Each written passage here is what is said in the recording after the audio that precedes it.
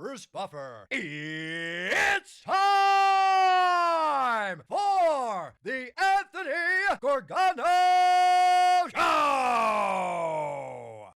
Live from the Xfinity Studio. This is the Anthony Gargano Show, presented by the BetPark Sportsbook Online Casino app. Good morning! Good morning, everybody.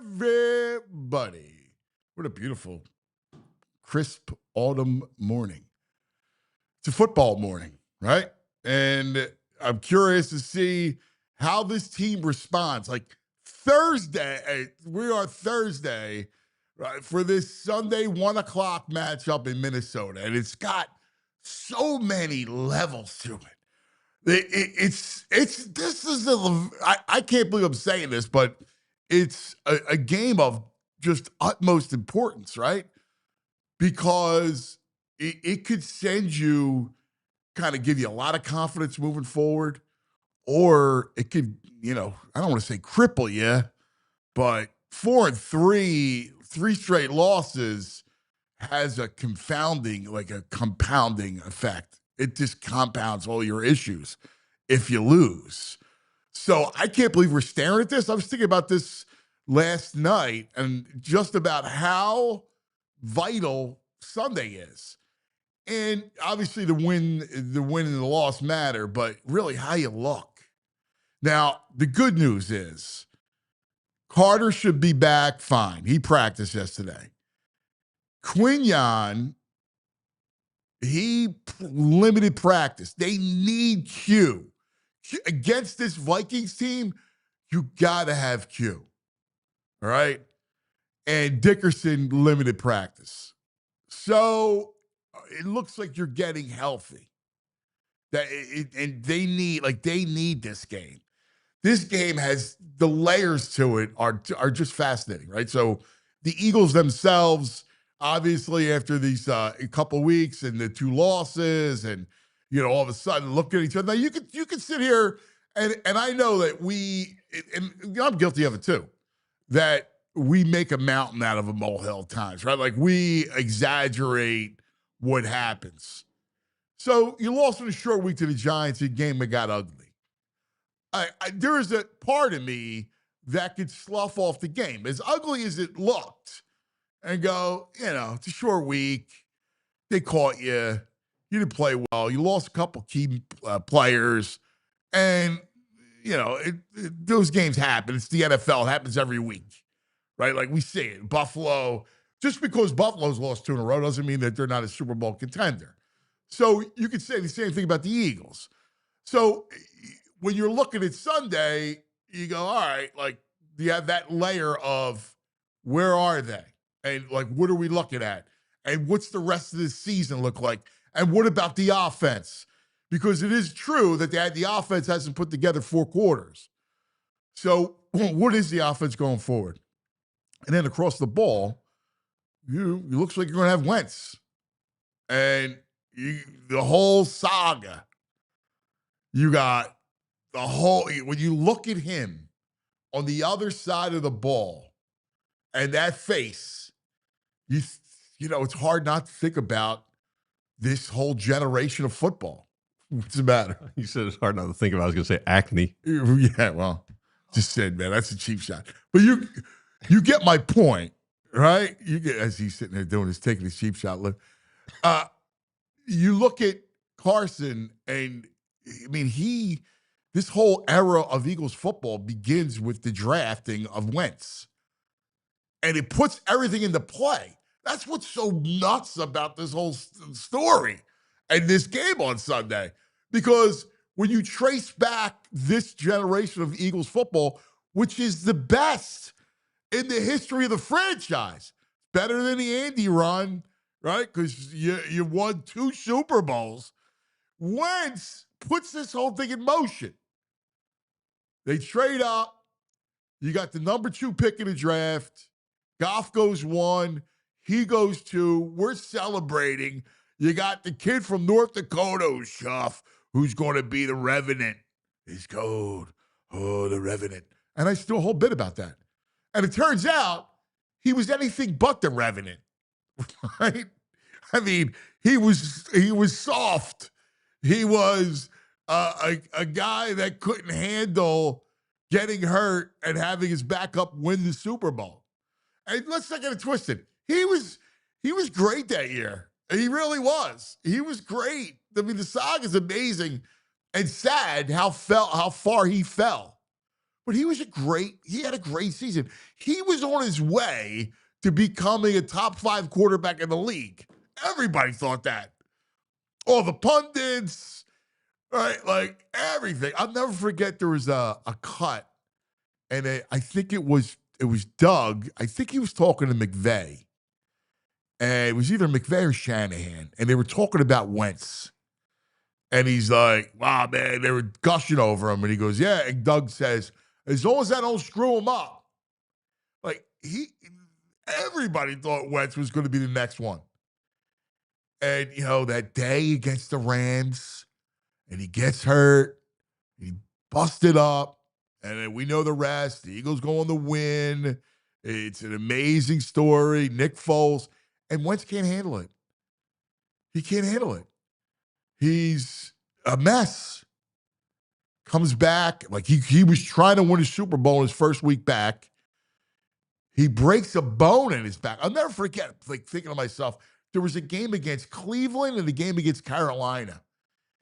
And he's missing guys right in front of him. I'm going, what's wrong with this dude? What are you doing? What are you throwing to? And he just fell off, man. He tried to play hero ball, breaks the bone in his back. He's never the same. Again, Foles finishes out the year, almost makes a run, ends against New Orleans, had the doinks against Chicago. And then they draft Jalen. And then that was the end. I mean, think about this story and the genesis of it and where we are now in relation to it. Hurts is, and I was one of them going, why are you drafting Jalen in the second round? You need a safety. COVID draft. And turns out Jalen's your quarterback. Now, fast forward to this week, after he goes to 2 Super Bowls, wins the Eagles second, there's issues about the offense with him, and now you're facing Wentz. I mean, is this game not a drama-filled, must-see TV from, by the way, the site where they win the Super Bowl? Minnesota, where you win your first Super Bowl, and Carson is there. Ah, the irony's everywhere. It's just leaking irony. Good morning, VG. What's up, buddy? I love Story, Yeah. and this story's got just levels of everywhere. Yeah, the greatest ending would be if he just implodes, throws 3 interceptions, looks terrible. Eagles roll. Well, that would be our happy ending. Be a nice That's 360. That's our happy ending. And I remember the day, man. I remember that December day. I was at a tiki bar on the Big Island in Hawaii. Really? When he got hurt? Waves crashing, feeling good. What do you have? 300 yards, 4 touchdowns, 290, 4 touchdowns. And then he got hurt. Giants fans laughing in my face, like, season's over, season's over. It's like, and then who knows, man? Scoring a touchdown. Like, you want to talk about a hero's ending, right? Yes, yes. I mean, he gets hurt. Crazy. Scoring a touchdown. Is he the biggest what if in Philadelphia? Because if he doesn't get hurt there, dude, what is his trajectory with this team? Like, he was MVP that season. I mean, you could say Tom Brady and all that stuff, but he was great. He was. No, the 2 greatest what ifs came in the same time. Yeah. Him and Simmons. Oh, yeah. Because as much as Simmons This is a great question. became a failure, right? He was he looked great. He looked like Magic Johnson at one point. And he just lost all his confidence. Yeah.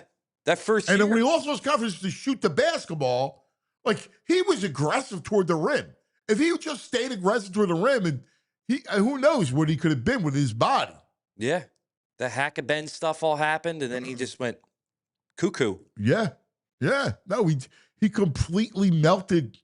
And both of them at the same time. It wasn't like they both stunk, right? Like they both stink. Like they weren't any good. They both showed ridiculous flashes of greatness, only to just fall off a cliff. Is Lindros up there as a greatest what if? Nah, because he was good. Like he was great. Yeah. He showed greatness for a long way. Like he was a legitimate superstar. Yeah. Those two never became that. They gave you glimpses. I see what you're saying. It's not even close to me. Okay. Yeah, Wentz was Houdini that year, getting out of the pocket. That game against the Commanders or the Washington football team at the time, like that season, he was just outstanding. I'm glad we have the editor today because, he's a man of story and sports story, and this is a great one. Well, you know why he was weaving out and couldn't get tackled? According to Ed Wright, people were slipping on the neck pimple grease. Oh man, you can't take it there. I'm just saying that's what Chad said. Are we really going there? The bite change the other day. Poor guy has a condition, man. Come on, man. Let's. He's an overproducing gland. Enough. All right, really, dude. Come on, bro. Chat, it's enough, chat. Stop distracting me. Come on, man. Talk about the story. Like you're sitting there looking at the nonsense from Eddie. All right, the story is an amazing story. It's a great story. I'm glad we're on the winning end of it. And of course he goes to Minnesota. We just pound Minnesota. I'm not worried about Minnesota at all. There's something about the Eagles and Minnesota. The NFC Championship game. But anytime. Then they come here last year. I feel like there's been like 3 or 4 times they come here and we just roll them. It just seems soft, weak. That's what I think of when I think of the Vikings. 3, they were here. That's when we played them. Kirk Cousins. No, I know they didn't play last year. I feel like I guess see what Sirianni's record is versus the Vikings. Not last year, or maybe they did. Now that I'm thinking about it, I feel like there's been like 3 games, right? It's like they didn't play the playoffs. All right, Nick's 2-0. Dougie beat them. Good Vikings. I mean, there's something. Don't you think there's something about that team? I don't. You do? No, I don't. No, I don't. I disagree with you. I don't know what you're thinking about. I mean, you're talking about the NFC Championship game. Okay, Eagles were a much better team than Minnesota. It's a completely different team. No, if you ask me, I'm worried about Sunday. They have a very good defensive coordinator. Now, I don't think again that they're the Ravens of 2000 with Ray Lewis and Ed Reed, but I think they're dangerous with the way the Eagles are playing right now offensively. So no, I don't have that feeling. All right. What I'd like to see is the first part of what you talked about, which is the Wentz thing. Like, this is where you gotta, like, I need Fangio to mess with him, right? I need Fangio to force him into turnovers because you're hoping, and you brought this up yesterday, and you're right. You're hoping that he can't handle the Eagles. Like, he's looking, there's no game that he has looked forward to than beating the Eagles. Do you think that, or do you think he's nervous about it? I think he's nervous about it. I don't think he's a guy who's like, I can't wait to get my revenge on them. No, I think Anthony's right on this. There's a video of him last year in the Super Bowl that week before Media Week where he's talking about one of his biggest regrets or biggest things that he's missed on was that Super Bowl with the Eagles. So that holds value to him. And I think beating this franchise would be a big feat for him in his career. Yeah, I mean, I don't know. I don't know to do. He was a weirdo. I mean, quite frankly, he was weird. Most athletes that come through here, you get to know them a little bit, right? Like, I've known many of them. He was one that I never really had much contact with. We tried to get him on, tried to do shows, tried to do all kinds of stuff. Honestly, Jalen's just like that, but in a different way. In a cooler way, in a way of, I think he has an air of confidence where I didn't get that from Wentz. No, but they were both removed like both withdrawn. Wentz was easier to get. Jalen's an enigma, quite frankly, as a quarterback in town. Right. Wentz was easy to understand. Philadelphia was too big for him. Mm-hmm. All right, Philadelphia, the city, the whole thing. Too intense. He was too, he didn't like people in his business, right? We're a town that's what we are. We're in your business. Like if you're an athlete in town, we're in your business. You're like you're like A-list celebrity. It's like the biggest movie star in Hollywood. Well, That's who we're you in are your here. business. Like that's bottom line. And he couldn't handle it. And I don't think he was. I don't think he liked it here. I think he looked at it like it's too big. He just wants to go shoot whatever animals, right? Turkeys and pheasants. Yeah. Ducks. And rub himself up with them deer blood or deer urine. Yeah, I mean that's I Deer think urine. what the dude was about. Like Yeah. he was never. No, he's making and I don't even know that he loved football. Like I never got the sense that he was like in love with football. Not as much as that outdoor stuff. Like I feel confident saying, as weird as Jalen is being withdrawn, like he loves football. Like I get to say, like my man loves the game. So Wentz did not, and I never got that sense. But I'm sure, I know I would if I were him. I'd want to beat the Eagles. Like that would all I would be consumed with would be beating the Eagles. Yeah, I would as well, but I don't think that's his deal. I think he would like to beat the Eagles, but I don't think he's like, one touch of adversity, it's going to be done with him. And I'm looking right now. This is what, I mean, you think about this. You're an NFL quarterback, and you're saying, I guess what he loves. You look at the Wentz brothers outdoor. I'm at their page right now. They have 13,000 subscribers. If that was me, I'm amazed. I'm so happy I got 13,000 subscribers. I'm not an NFL quarterback. And they're doing videos every week. They're doing hunting videos. How's he find time to do these hunting videos every week while he's an NFL quarterback? And that's where his head was. When there was a bye week here, he'd go do hunting videos. I mean, that's his passion. Like, I think this is just... Well, I don't know. I mean, I don't know what they're doing. I mean, if he's in them or what. I mean, it's he's in them. Well, no, but I mean, you guys are off on Tuesdays. So, yeah, I know. I mean, he also you want to go rest and rehab. That is a rest for him, right? Yes. To go out. Yeah, I'm just saying his passion. I mean, walking in the woods. Like he lived on 30 acres. Yeah, I mean, South Jersey. I can't go with you here. Like, I mean, like, I think, no, obviously, I think Jalen just is more of a football. I think Jalen's a football player and more than Wentz. Jalen loves the game of football. Jalen hates to lose. And that's a complete difference from him and Wentz. I think. Yeah, I think that's accurate. Like the difference, if you look at the quarterbacks that were here, if you look at the eras, right? Wentz didn't hate to lose, or I don't know. I think he was almost more self-centered. Wentz is self-centered, and I think he was really insecure. And I think that's Very coming insecure. from North Dakota to Philadelphia. Then Donovan, he didn't hate to lose. Nah, he was yakking it up when they were losing half the time. Doing the whole thing. Yeah.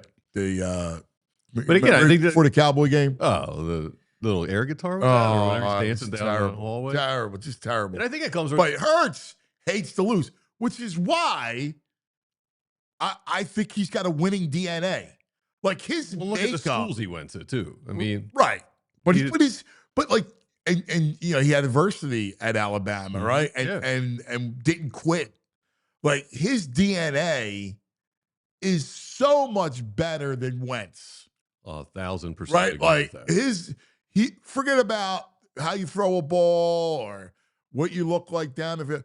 He is a winning DNA. Where Wentz is the opposite. He really is got a losing DNA. And he also never, like, I don't know, in the huddle, even I know you can't tell that from press conferences, but when you would hear him mic'd up, he just didn't seem like he would say the right things, but it didn't feel like he felt what he was saying about like rallying the troops and stuff. Like it felt. I don't know about that. I like that stuff. Like you like, can't make. He felt like a yah-yah guy and not a like, let's go. Like, I don't know. What's a yah-yah guy? Come on, boys, we could do this. We could do this. Like, yeah. You know that term? Yeah, totally. Yeah. Yeah, guy. Yeah. I don't know. I I'm love very the guy. familiar with a Yaya guy. It goes back to the 1300s, right after bailiwick came around. Oh, you that's know when the what? Yaya He's came so around. right. Yeah. There's the origin right there. 1300 I had to look it up. Middle Yeah. England, 1300s is the bailiwick. Yeah, It's Yaya. nice. It's your jurisdiction. Almost like your wheelhouse. Like, is it synonymous with wheelhouse? This is your wheelhouse or your bailiwick. So if I punched him in the face right now, Sure. I'm going to cut his mic. well, how would that go? We won't show it. I'll just cut to you. That's out of your bailiwick. Yeah. Right? Yeah. How would that go? Yeah. I'm fine with it. But I guess I got to put him in get a steak, put it through his heart. Yeah. Well, garlic in his steak. I'm surprised I can sit this close to him with all the garlic oozing out of his pores. Yeah, I'm surprised I get this close to him. Period. Same. Because there are times like when I want to lunge and grab him by the throat. Oh, yeah. With one hand and start to squeeze until Dracula goes to sleep. He's a lungeable guy for sure. Yes. We're going to try and do once a week, find a time to bring bailiwick into Please, yeah. the show. I'm sorry Yeah, that yeah. you. Oh, never mind. I don't. Even I don't Futz, wanna like go- I don't wanna Futz go. appreciates the learning. We're always learning on this. We'll do a show. bailiwick counter. I mean, I Every went to time North you County. use My it, vocabulary I'll SAT add score was a like counter. 400. All right. Let's take care of some business so I get to an intelligent conversation with Pat McLoone, who I'm looking forward to. Let's see if he knows bailiwick. Hey, let's talk about Ace Hardware Home Services. So if you got a co-host you said you want to shove, or you got an outlet you said you fixed last summer, or a faucet that won't stop dripping, well, Ace Hardware Services, they got people for that, because now they're not just the helpful hardware folks, they're also the helpful home service and repair folks. Yeah, they do plumbing, electrical, heating, cooling, trusted pros. They just keep your house humming all year long, and they're bringing the help you love from the store now to your front door. From Philly right here all the way down to the Jersey Shore. Ace Hardware Home Services, they bring experience. They got local plumbers and techs, handle everything from repairs, seasonal maintenance, upgrades. They bring understanding. Job's never done till you're 100% completely satisfied. They'll give you free estimates on equipment installation and replacements with trusted advisors. They give you options that's best suited for your budget and your house. And they're local. They live amongst us in our communities, and they want nothing more than to have their neighbors comfortable in their own homes. So if you got something that you said or you want to fix or you need to fix, don't do it yourself. Nah, visit Ace Hardware Home Services online at acehardwarehomeservices.com and get started on your next home repair project. Oh, we love it. Ace, the helpful place. Now, helpful at home. Let's talk about Cherry Hill Mitsubishi. It's my boy, Billy. You're looking for the most affordable 7-passenger SUV in America? Look no further than Cherry Hill Mitsubishi, a folk auto dealership. 2025 Outlander is outrageous. All right. I mean, they got all kinds of massive selections of budget-friendly and gas-sipping Mitsubishis. Mitsubishi Motors, #1 in customer satisfaction with dealer services among mainstream brands and SUV owner. All right. So all the SUV owners, they look at Mitsubishi, they go, oh, we love them. And that's not me saying it. That's J.D. Power, all right? You got a great warranty, one of the best in the automotive business. 10 years, 100,000-mile powertrain, 5 years, 60,000-mile bumper-to-bumper. Why settle for a lesser warranty, be on the hook for costly repairs down the road, all right? I mean, stop in today, see Bill. It's my man. He knows you're coming. You tell him Cuz sent you. He's going to give you the discount. You get my discount. It's a big discount. All right? So go see him. He's going to take care of you. If you take a test drive, he's going to buy you lunch with a $100 restaurant.com gift card. Check it out. Drive home your new Mitsubishi today. Just minutes from all bridges. Available online 24/7. CherryHillMitsubishi.com. I know people buy Mitsubishis elsewhere. I just don't know why. No clue. All right. Now, I love it. Let's go to the editor's desk. Our man, Pat McLoone. Extra, extra, read all about it. This just in, ladies and gentlemen, and all the ships at sea. It's time for headlines from the editor's desk with Pat McLoone. There he is on the Xfinity guest line. Good morning, Pat. How are you, boys? What's up, Pat? It's been quite a week, and it's got you two guys arguing over semantics. So I'll tell you, this sports has an effect on us all. It does. I want to slap the guy next to me. So It was 1 week. I'm trying my best, Pat. You're a peaceful man, and I think you'd have to take a couple of pokes at VG. He's going through a broken neck. He's not somebody that goes down easily. So I would urge against that for both of your better natures. Correct. Would you do me a favor, Pat? Would you talk some sense into the kid? All right. I mean, just talk some sense into him. Well, there's a way to be professional and a way not to be professional. I will say this, though. Bailiwick is a humdinger of a word. Thank you, Pat. Thank you, Pat. Yeah. Oh, that's great. And two, Brute. And Yes. two. Let's get it started, baby. Headlines. It's wild. I have the perspective of coming on every Thursday, and it's really interesting when you look at the world a week at a time. I was here last Thursday, and we were getting ready for Eagles, Giants. We still had the Phillies. And then, I'm no new guy. Anthony, you're no new guy. VG's no new guy. And then we had a week it was incomprehensible. Even down to the fact, if you were a Temple football fan, the way the Owls lost on Saturday.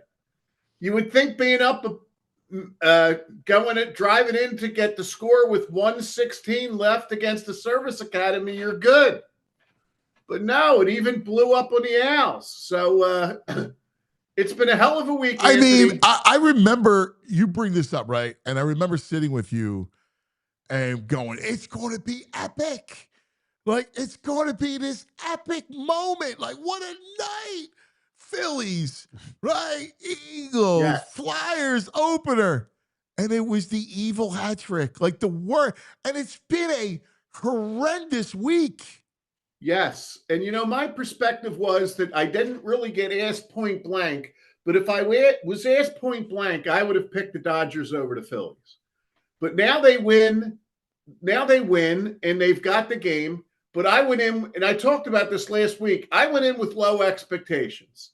So you're looking at a Phillies game, and I'm feeling good because they're still in it, and any kind of miseries to be drowned, I was going to just drown them in the joy of the Eagles thumping the Giants. It never even crossed my mind that could have happened.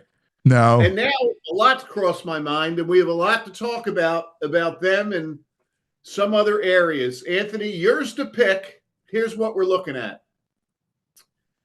Eagles, Phillies, Flyers, Penn State, and NFL. All right. Let's go Fly, guys. There you go. And that's, that there's something okay there. Our headline on the Flyers is home is where the start is.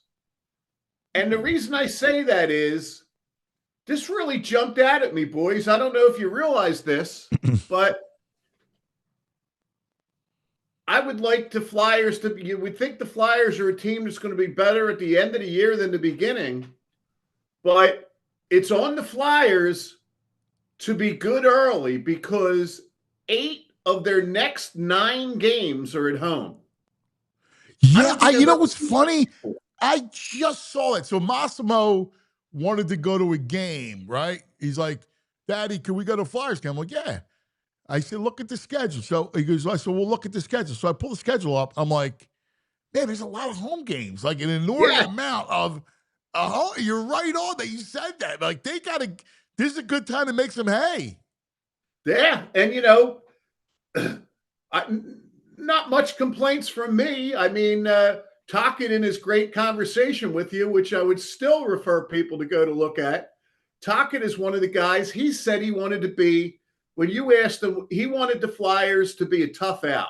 That when you left, you would say that team knew they were in for a battle with the Flyers. And they're 3 for 3 on that. I mean, they've had the 3 games have been 3 battles. Adding to your misery, if you're really into the Flyers, was the way that Carolina thing went down. That was a really close call and a hell of a way to lose a game in overtime to Carolina. but they're in there and they're showing some signs. You want to see signs of greatness. And we saw that last year with Michkov across the board. It's subtle things this year. It's subtle things like that Zegras pass the other day. That he had eyes in the back of his head, that's a good thing. It's also a good thing that the captain's off to a good start. Couturier's showing them how it's going to be. So, and hey. And the goalie, like Vladar. And a 6'5" goalie that looks like he's 6'10" out there and doesn't have the greatest track record, but your conversation with Charlie was great the other day.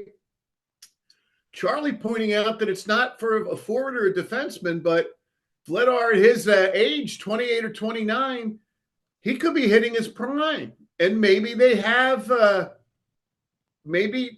combination with him and Urson's a little better than we would expect.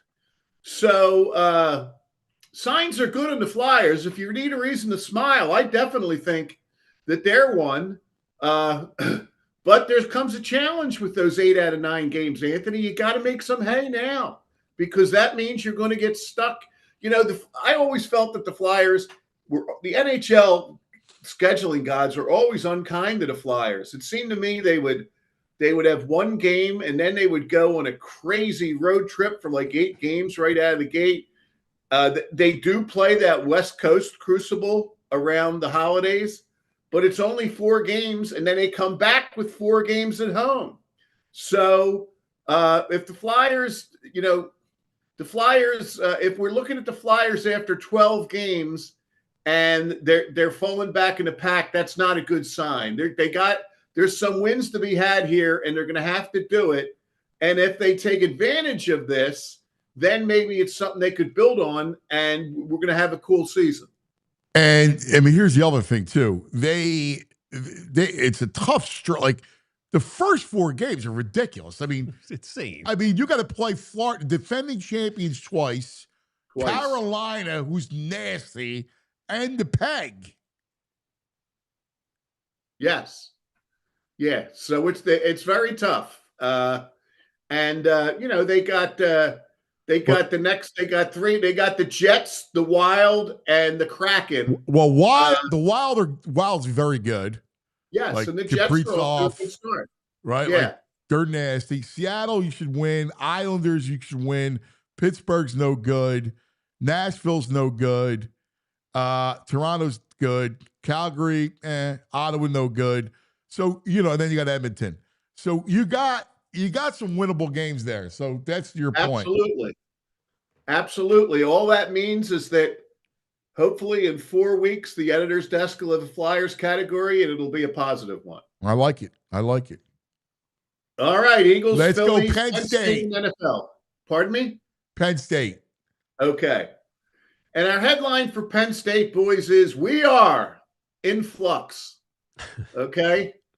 And this is wild. We're looking at instant history in our hands. This is like nothing you've ever seen before. Very rarely is Penn State a team that's picked as a national championship winner.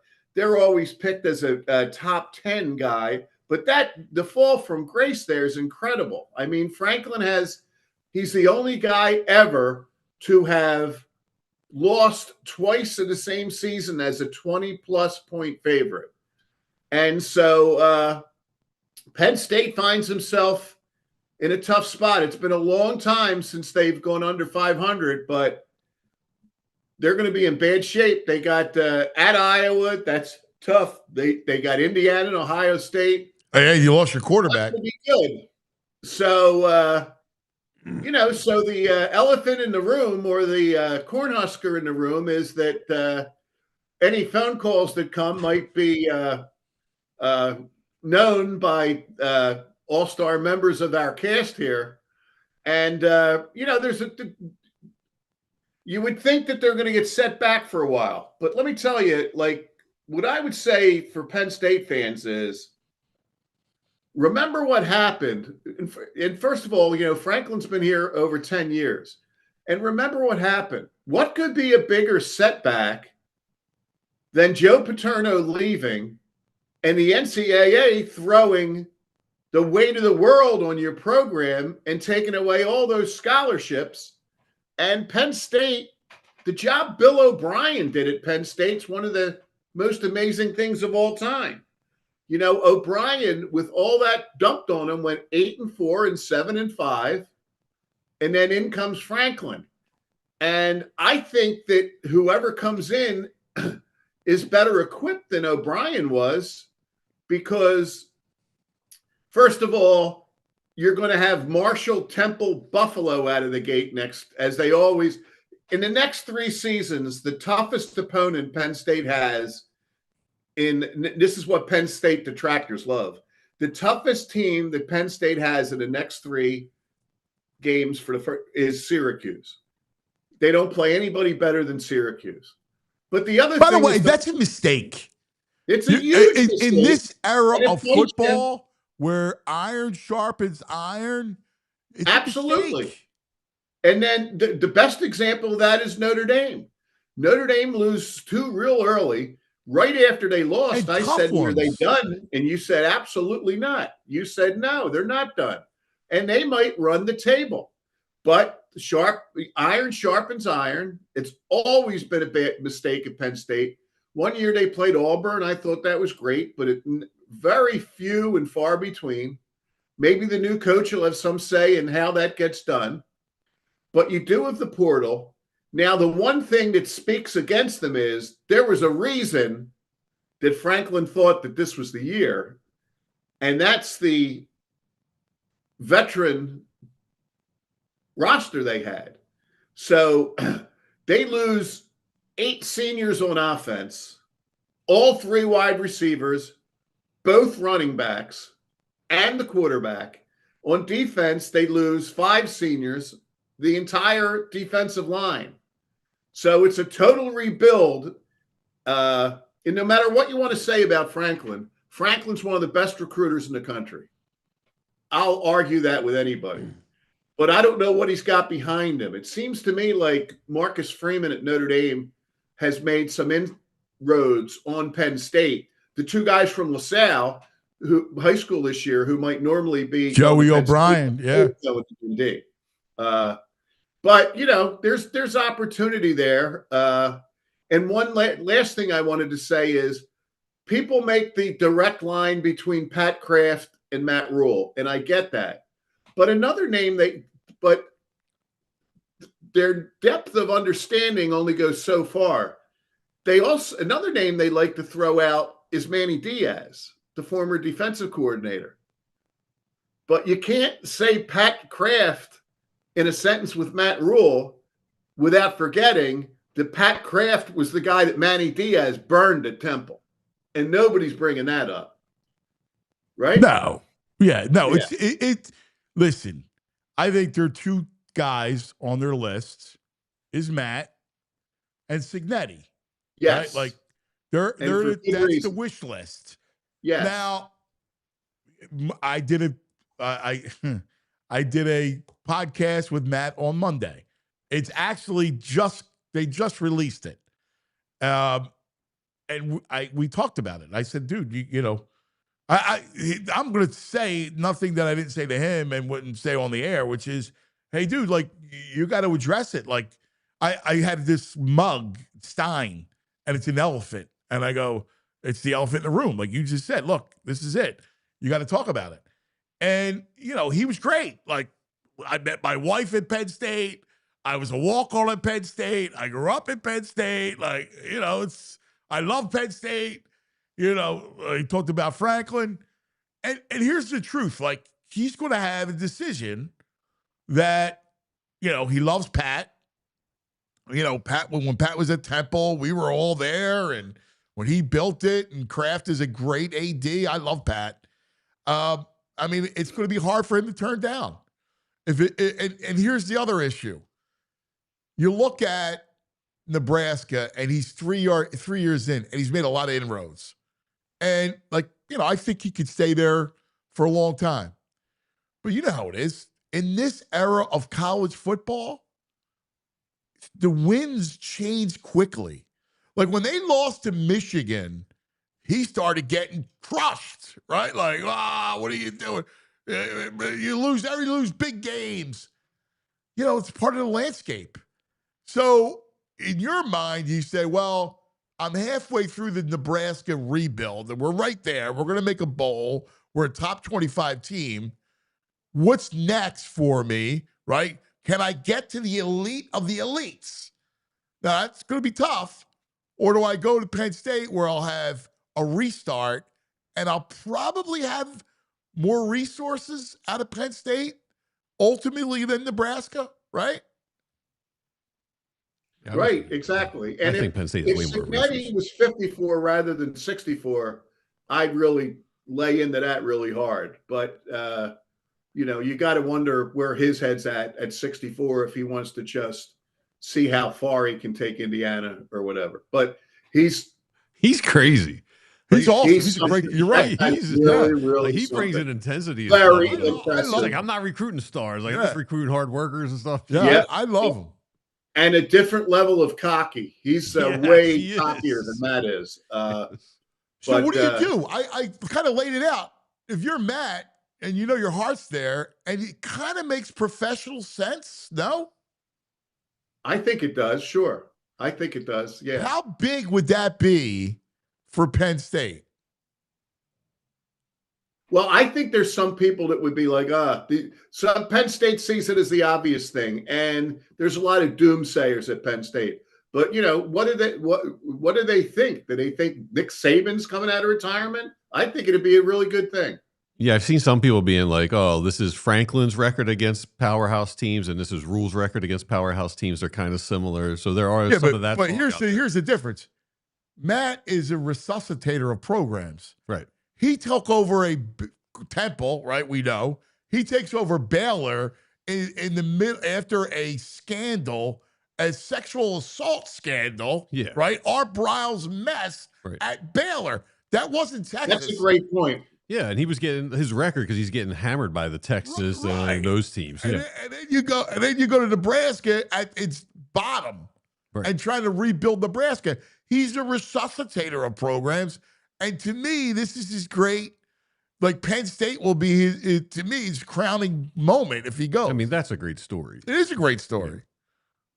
David, and he has an outside chance at making the 12 because Ohio State's in it, Indiana's in it. Who's the third team out of the Big Ten? There will be a third team out of the Big Ten. You're right. The assumption was it was Penn State, but who is it? It's Oregon. Oh, Oregon. I'm sorry. I blew it there. Yeah, absolutely. Yeah. I still can't get my West Coast put on me. No, I know. It's crazy. Absolutely be there. Yeah. I know. Yeah. And Cignetti going out to Oregon and winning out there. Man, that's impressive. Yep. Yeah, that was great. Does he stay in Indiana because Mark Cuban's committed money to him? But does Indiana still? They don't have the resources that Penn State's got. It doesn't feel like. Indiana's a heavy sports. Indiana. No, I know, but do they have is their facility, their stadium is like 110,000? I don't know anything about the Hoosiers football program really. Come on, man, Bloomington. Yeah, for football, it's a basketball school. Well, it is, but it became a football school. Antoine Randall. That's right. Yep. That was a hearty giggle. Yeah. Yeah, that's basketball. That's absolutely a basketball school. But it's funny what happens with getting your team in the Big Ten in the top 10 will do. Buddy. All right. They play at a stadium that holds 52,000 people. I mean, come on. Double that against Penn State. So let's go NFL. Okay. This is as close as I get to a rant this week, the NFL. No favorite. The headline there is no favorite league. And he is the poster child for this. I got a couple of areas that I got to go in this, Anthony. Are they really his arms? They look so puny. Yeah. And I'll get back to him. But I was trying to figure out, my idea was so many bad squads. But that's happened the last few years. It's more than that this year. And I was trying to figure out the best way to encapsulate it. And I'm going to do this. I'm going to go a little off the side. I'm going to go to something I saw yesterday with Stephen A. Smith. Now, everybody has their opinions of Stephen. I know Stephen personally, worked with him. I like Stephen. And Stephen's exactly the person that you see on TV. So Yes. I get it if you don't, but I like Stephen. Yes. But anyway, he does this top 5 football teams in the NFL. And there's all this histrionics and there's all this Stephen A-ness. But he puts a lot of thought into it. And for the first couple of weeks, he had the Eagles sitting there, whatever, with the Bills and different teams. And, protecting that. He was there. But so then I just happened to catch it this week, Anthony. And I'm not knocking Stephen. I'm just telling you, this is the state of the league. Here was his top 5. Number 5, the Patriots. Number 4, the Steelers. What? Number 3, the Chiefs. Number 2, the Colts. And number 1, the Bucks. I mean, it just goes to tell you, you don't know who can play No, anymore. I know the Bills have lost 2 straight, but come on, man. I know. The Patriots, I know. even though the Patriots beat them, they're not better than the Bills. And that brings me to the guy in the pick. Where are the Lions and the Packers at? Yeah, I know. And There's so much flux. The Lions just lost. The Colts beat the Dolphins. The Lions lost to the Chiefs. It was a great football game. Like, you were watching that game, you see 2 elite teams going at it. Yeah, and I'm still not giving up. I want the NFC team to lose. I'm always rooting for that in those kind of matchups. Yeah, I'm with you. But here we ever got, once these lines start coming in about Aaron Rodgers and the Savior. Don't give me Aaron Rodgers and the Steelers. I mean, never have I ever seen a team be handed a division crown by virtue of the way that the Browns aren't any good. The Bengals lose Burrow and have to go wildly flailing around and trade for Flacco. And the Ravens. All right, before you get to the Ravens, what's a bigger collapse? The Ravens or Penn State? That's a great question. I'd say Penn State. But the Ravens, man, that's a good question, Anthony. That's really a Super Bowl. We thought they were a Super Bowl team. Now, obviously and lose. You know what? They're not trotting out Mike McMahon or Jeff Kemp. I don't think too much of Cooper Rush, but he's a professional quarterback. He's won in this league. And, it reminds me a little bit of the Eagles when we get to it, because the people would say the 2020, it's, the defense. The Ravens should get by on their defense. Shows you how important Hamilton is there. But the Ravens should be able to come out of this at 500 or a little better, winning some 19-14 games. Yeah. Of all the bad teams, looks terrible. Of all the bad teams in the AFC, what team has given up the most points in the AFC? It's your Baltimore Ravens. Their defense. Well, got riddled by injuries too. Right but now. Yeah. So, there's just too much of that going on. How about the AFC? How bad the AFC is right now. And for years, I always thought they were the better conference. Not anymore. The AFC has the only 0-6 team and 4 1-5 teams. 4 1-5 Horrible teams. over there. Horrible. Oh my God. Yeah. Yeah. And the other thing I wanted to talk about the NFL that drives me crazy is I can't be mad as a coach if Mark Andrews drops the ball in the end zone. I can't be mad if somebody, misses a pass, if Jalen misses Devontae Smith wide open. But this should happen once a decade. But 2 weeks in a row, you have these guys dropping the ball at the 1 yard line. Oh, that's ridiculous. That's unforgivable. It is. You're right. And I get you can't be Woody Hayes anymore, but everybody rallied around this poor guy. Come on, man. He dropped the ball at the 1 yard line, acting like a jackass. It should be Leon Lett, and then nothing happens for 20 years.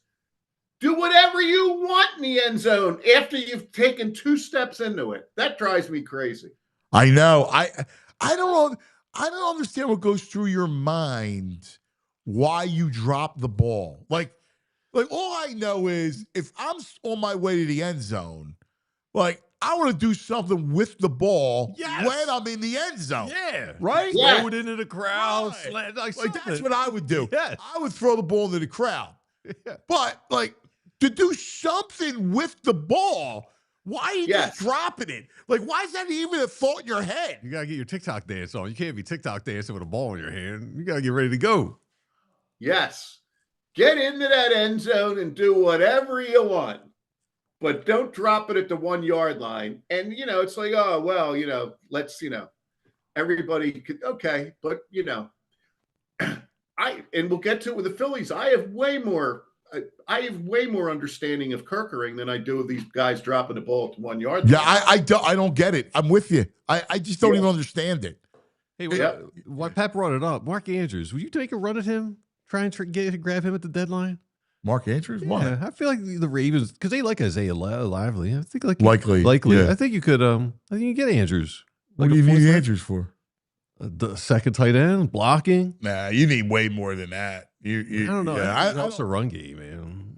He's not that good of a Andrews instead of Calcaterra. Yeah, I'm good. Nah, I got no interest. You got any interest? Phillies and Eagles. All right. No, he's ready to move on. Yeah, right. Yeah. He got no interest. He's That like, was Phil. a cue. No, I'm fine. He's like, Phil's or Do you have Eagles. any interest? Phil's or Eagles? I'm just conscious of your time. I could talk all day. You guys do that. No, listen, Nice don't move, worry Pat. about our time. I'll worry about the Okay. time. I enjoy this segment, man. I have another headline that I'm going to throw at you. It's my headline. But first, we got to take care of some business. Okay. All right? Let's take care of some business. Let's talk about Xfinity. Yes. Look, we come to you live from the Xfinity studios. I'm at home. I love my Xfinity setup. I wish I could be like VG. Like, we joke all the time. But he loves going out and watching games. I used to like that too. But being at home with the kids, doing everything now, I've become like, practice last night. I can't go out. I got to watch the games. And I have a great setup thanks to Xfinity. I mean, it's unbelievable. I watch games at the next level. All right? It's the perfect fan flex. All the action right in my living room. Xfinity's best picture and sound with enhanced 4K. It's so clear. I swear, like, I'm watching the Flyers the other night. I felt like I was in the X Arena. That's it. Man, college, I'll have 4 games going on at once because I can. That's outrageous. Real-time notifications, live stats, right on my television. The best seat in the house every time. Next game day, make sure your big fan isn't a big fail. Learn more at Xfinity.com. Xfinity, imagine that. Restrictions apply. All right, let's talk about the BetPark Sportsbook online casino app. All right, Ben, my brother. Where are we at? We are at What is the game? 2. We're still at 2. 2. Numbers come down. Oh, Totals my come down a half God. point to 43.5. 2. Oh, Yeah, what's tonight? 2 just sounds weak. Steelers and Bengals. 2. Yeah. Take a shot. Take a guess. I don't know, 5, 4. 5.5. Steelers 5.5. I like the Bengals. I actually like Flacco and the Bengals, believe it or not. You should I think the Steelers win, but I think it's like a field goal game. tune into the first divisional game with 2 starting quarterbacks over 40 years old. I know. I'm watching. I'm in.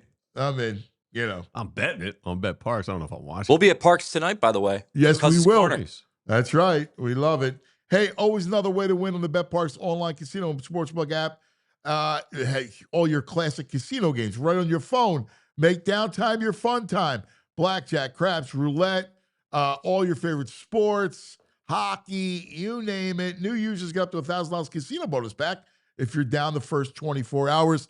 BetParks.com has all the details. All right, so whether your team scores or not, there's always another way to win on the BetParks online casino and sportsbook app. Got to be 21, Pennsylvania, New Jersey, Michigan, gambling problem. Please call 1-800-GAMBLER. Now, the 2 major headlines with our man on the Xfinity guest line. the great Pat McLoone. We were talking about yesterday. Your ears must have been ringing. I went down to 9th and Market yesterday to see the new FIFA Volunteer Center. And it's unbelievable. Our dear friend Meg Kane, who we love, CEO of Philly FIFA, and our friend who's a great sports fan. So your ears had to be bleeding yesterday. We were talking all about you. There you go. Absolutely. And Meg, as you know, was at Flyers Panthers that night when everything was going down. Well, With the she Phillies said you were her lifesaver, that you were texting her updates because she was at the Flyers game in Florida, the opener, while the Phillies and Eagles were going on, and you were sending her updates. I'm happy to do that for people of her ilk or yours, Anthony, anytime.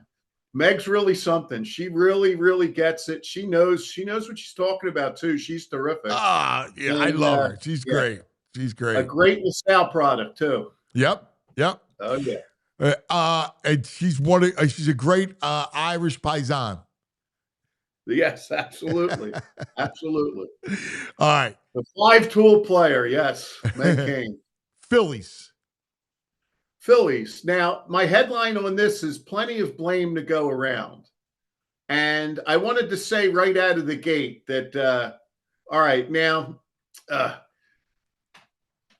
have a photo there, and I meant to blow it out differently. The reason I put that picture there is we need something to be happy about. Shake and bake.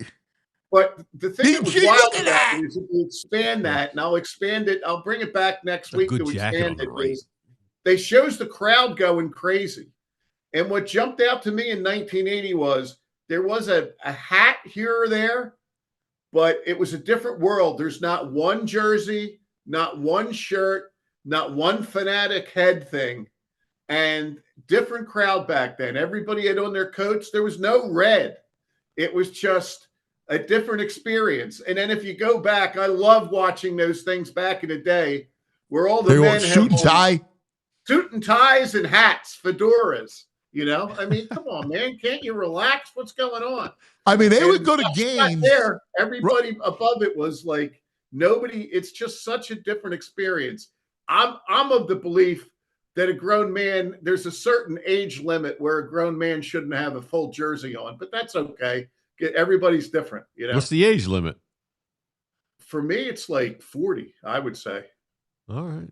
I'm going to give my son. I think there's a back end opening to it, though. What's that? I think there's a back end opening. Like, yeah, I agree with that. I agree. There's you're an older fella. You want to throw an Eagle jersey. I think that's beautiful. You get whatever you want at a certain age. That's true, Anthony. That's a smart move, spin on the thing there. I kind of think it's ageless, but I would go the one thing I can't, the jersey over the shirt and tie. Oh, no. Oh, no. And I get you're coming from work, you want to get into it, but oh, yeah. Ooh, that's a bad look. Yourself as a fraud right there. Yeah. And you can't tuck in the jersey. Like, I see the never tuck it in. Tucked in jersey all the time. I'm like, look. It is. It's terrible. No, you got to get it. That's like the other offshoot about that is that I can tell anything on a commercial where if they throw a guy a ball and he dribbles in a commercial, come on.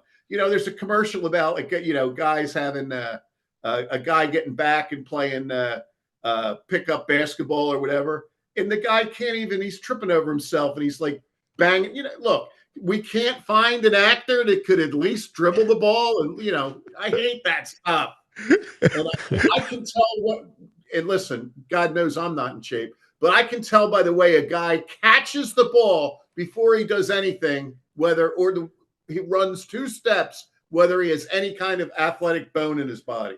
And throw a ball. Yes. I always, throw it and catch it. Like, you got to be able to throw a ball, all right? Like, you got to do that. Come on, man. Yep, absolutely. Yeah. And there wasn't a lot of great throwing and whatever.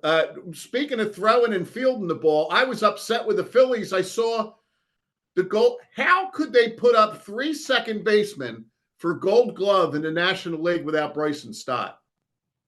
That's outrageous that he's not one of the 3 finalists. I think he's unbelievable. Can I tell you? He's not one I fight for. No kidding. I just think that, only one guy's in the finalists on the Phillies. JT? Nope. Nope. One guy's the finals, Bryce? The three guys that deserve it most are Real Muto, Stott, and Ranger, in my opinion. Yeah, Ranger's I'm great. all for the guy they nominated, but he wouldn't be in my top three. Bryce Harper is the only one that made the three. He became a good first baseman. Very good. I've never seen any. He was a good first baseman by the third game he played in his career. He was. Really was remarkable. Yeah, but you think But as it Stott relates to the Phillies, I was okay with Thompson. Yeah. Yeah. No, I was thinking about Stott for a second. Go ahead. I'm still on it. Like, I don't get the Utley vibes from Stott. I don't get the Utley vibe at all as a player, as a guy like the other guy on the Brewers. As a fielder. He had a little Utley in him. He would have taken it in the playoff game and get hit. Stott's not even in his world, and I thought he could be. But I will say this, Stott's a better fielder than Utley ever was. Utley wasn't a great fielder. Yeah, but he was. He Here's had the thing with baseball Utley. sense, So though. smart. Yeah. See, Yes. why he's a better fielder? Forget hitter, obviously. But he was smarter than Stott. Oh, it's not even close. And here's the thing I'd say about Utley's fielding. I don't think he was a great fielder, but if the bases were loaded and there was no outs or this World Series was on the line, he would become the greatest fielder of all time. Yeah. In the play that needed to be made, there's no doubt in my mind that Utley makes it. The throw to the plate that Turner missed on, there's no way Utley misses he on makes that. it. That's right. That's Tampa in the World Series. Because when we were watching in the aftermath of that game Thursday, I thought about our segment like the week before where we were picking the best players off different. There's no one on this current roster who should have been picked over anyone from 2008 because those guys all just came to play when it mattered, and this roster came up a little weak. I was like, we should have picked anyone from this team over anyone from 2008. Yeah, and my thing about Thompson, I'm fine they bring him back. Thompson only did one thing wrong in the playoffs, in my opinion. And you know what that was? Game 1? Nope. Wasn't even done on the field. The only thing Thompson did wrong in my mind, and I get it with the bunt and all that. That wasn't not carry enough position players, too many pitchers. That wasn't good either. The thing I would put on Thompson was after the bunt in the locker room explaining it, saying he was playing for a tie. Can't have that. Can't have that. Can't have a guy in Philly who's playing for the tie. Pat, I agree with you, but all the baseball people say that's the way you play it. And I'll argue that, like, you're right, Pat. You're right. You can't say that. But he said it more in the baseball jargon. When they say play for the tie, they don't mean play for they're saying play situational, right? And it's an old saying, right? And we take it differently. It's almost like a little too literal in that sense. Okay. You know what I mean? Like, it's an old baseball term. Yeah. But I would just argue that game 1 moment there, if you had a feel for the game and any kind of double down. But overall, here's another thing I'll say that people won't go for. I was furious with Kerkering. I don't know what went through his mind, but I hope he goes on and has a great career because there were a couple things about him. First of all, after the game, he admitted to the pressure. He stood there. He answered every question. And then he walked over and personally went up to Chris Sanchez, stuck his hand out. All that stuff tells me a lot about the potential of that kid. I hope he goes on and has a great career after it. Yeah, I'm with you, buddy. He's a class kid, brutal. man. He really is. Yeah. And I hate in baseball being on the road in an extra innings game. That's a terrible feeling. Oh. Because when you're at home and you get them out at the top, you get 6 outs to their 3. Being on the road in a playoff extra innings game is absolutely brutal. I do think with the Kirkering, at first, he's always had the doe eyes, and I'm hoping that this is as bad. Like, this is a terrible situation. If he can come But you grow through from this, it? Yeah. like, it's never going to be as bad as that, so I'm cool Right. no matter what. Yeah. Hopefully that's the way Yeah. it goes. Like a house money situation. Yeah. Right. Brutal.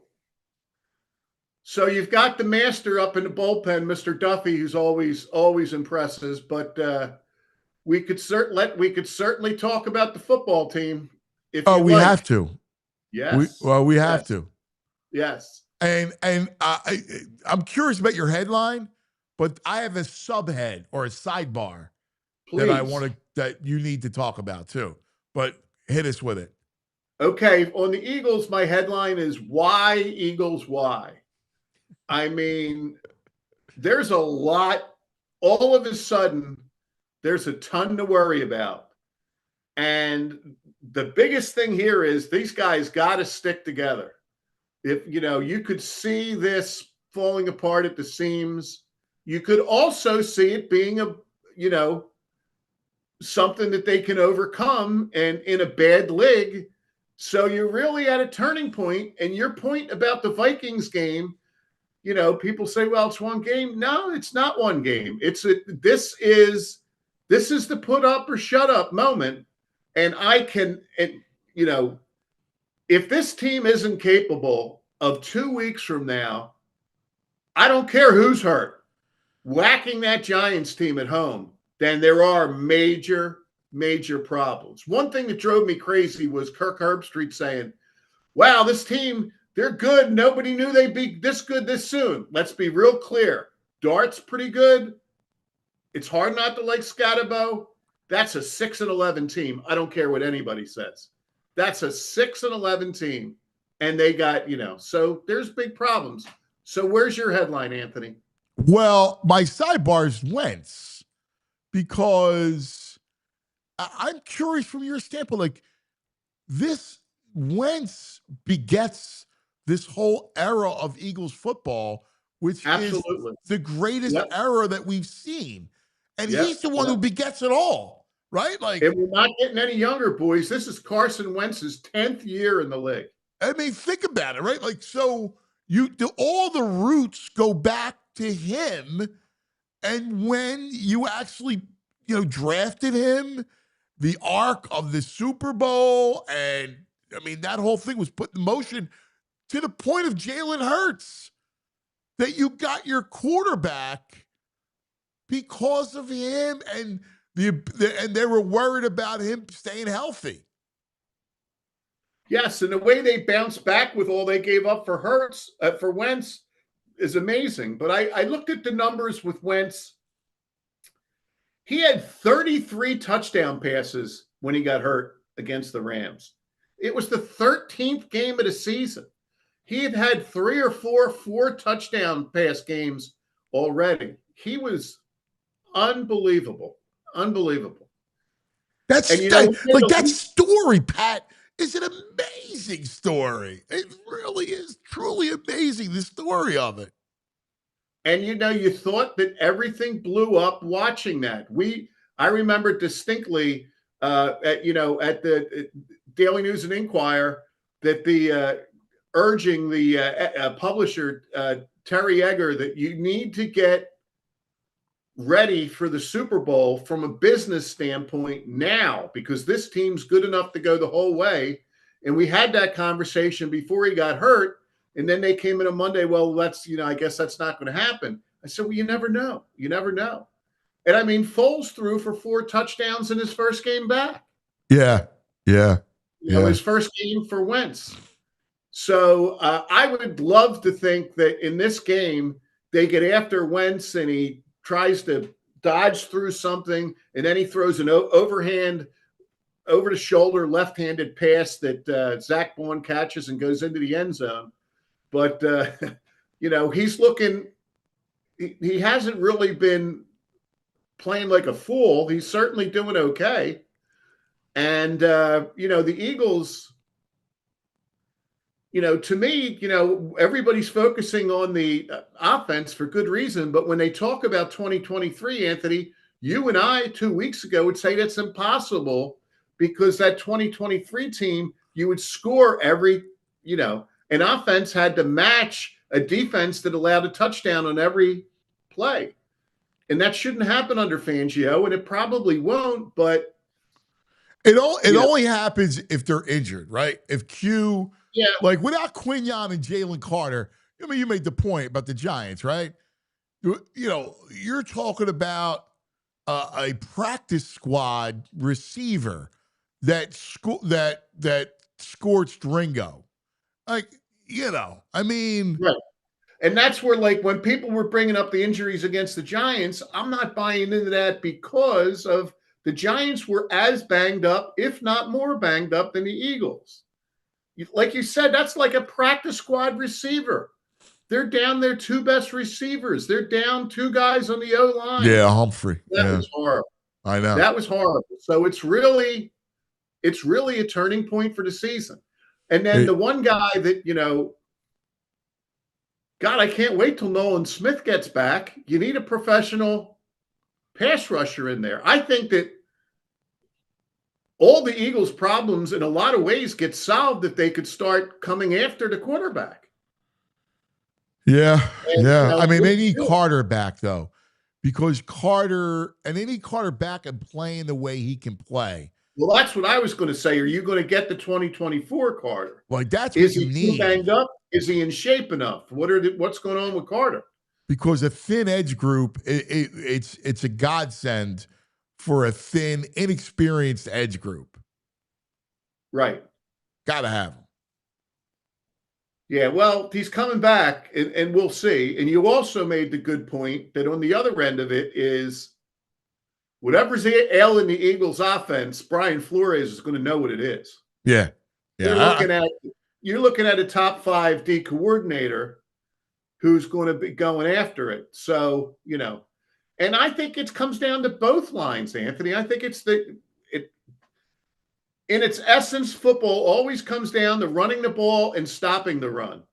And that offensive line needs to get it together too, I think. I think they've given Hurts plenty of time. I will say that.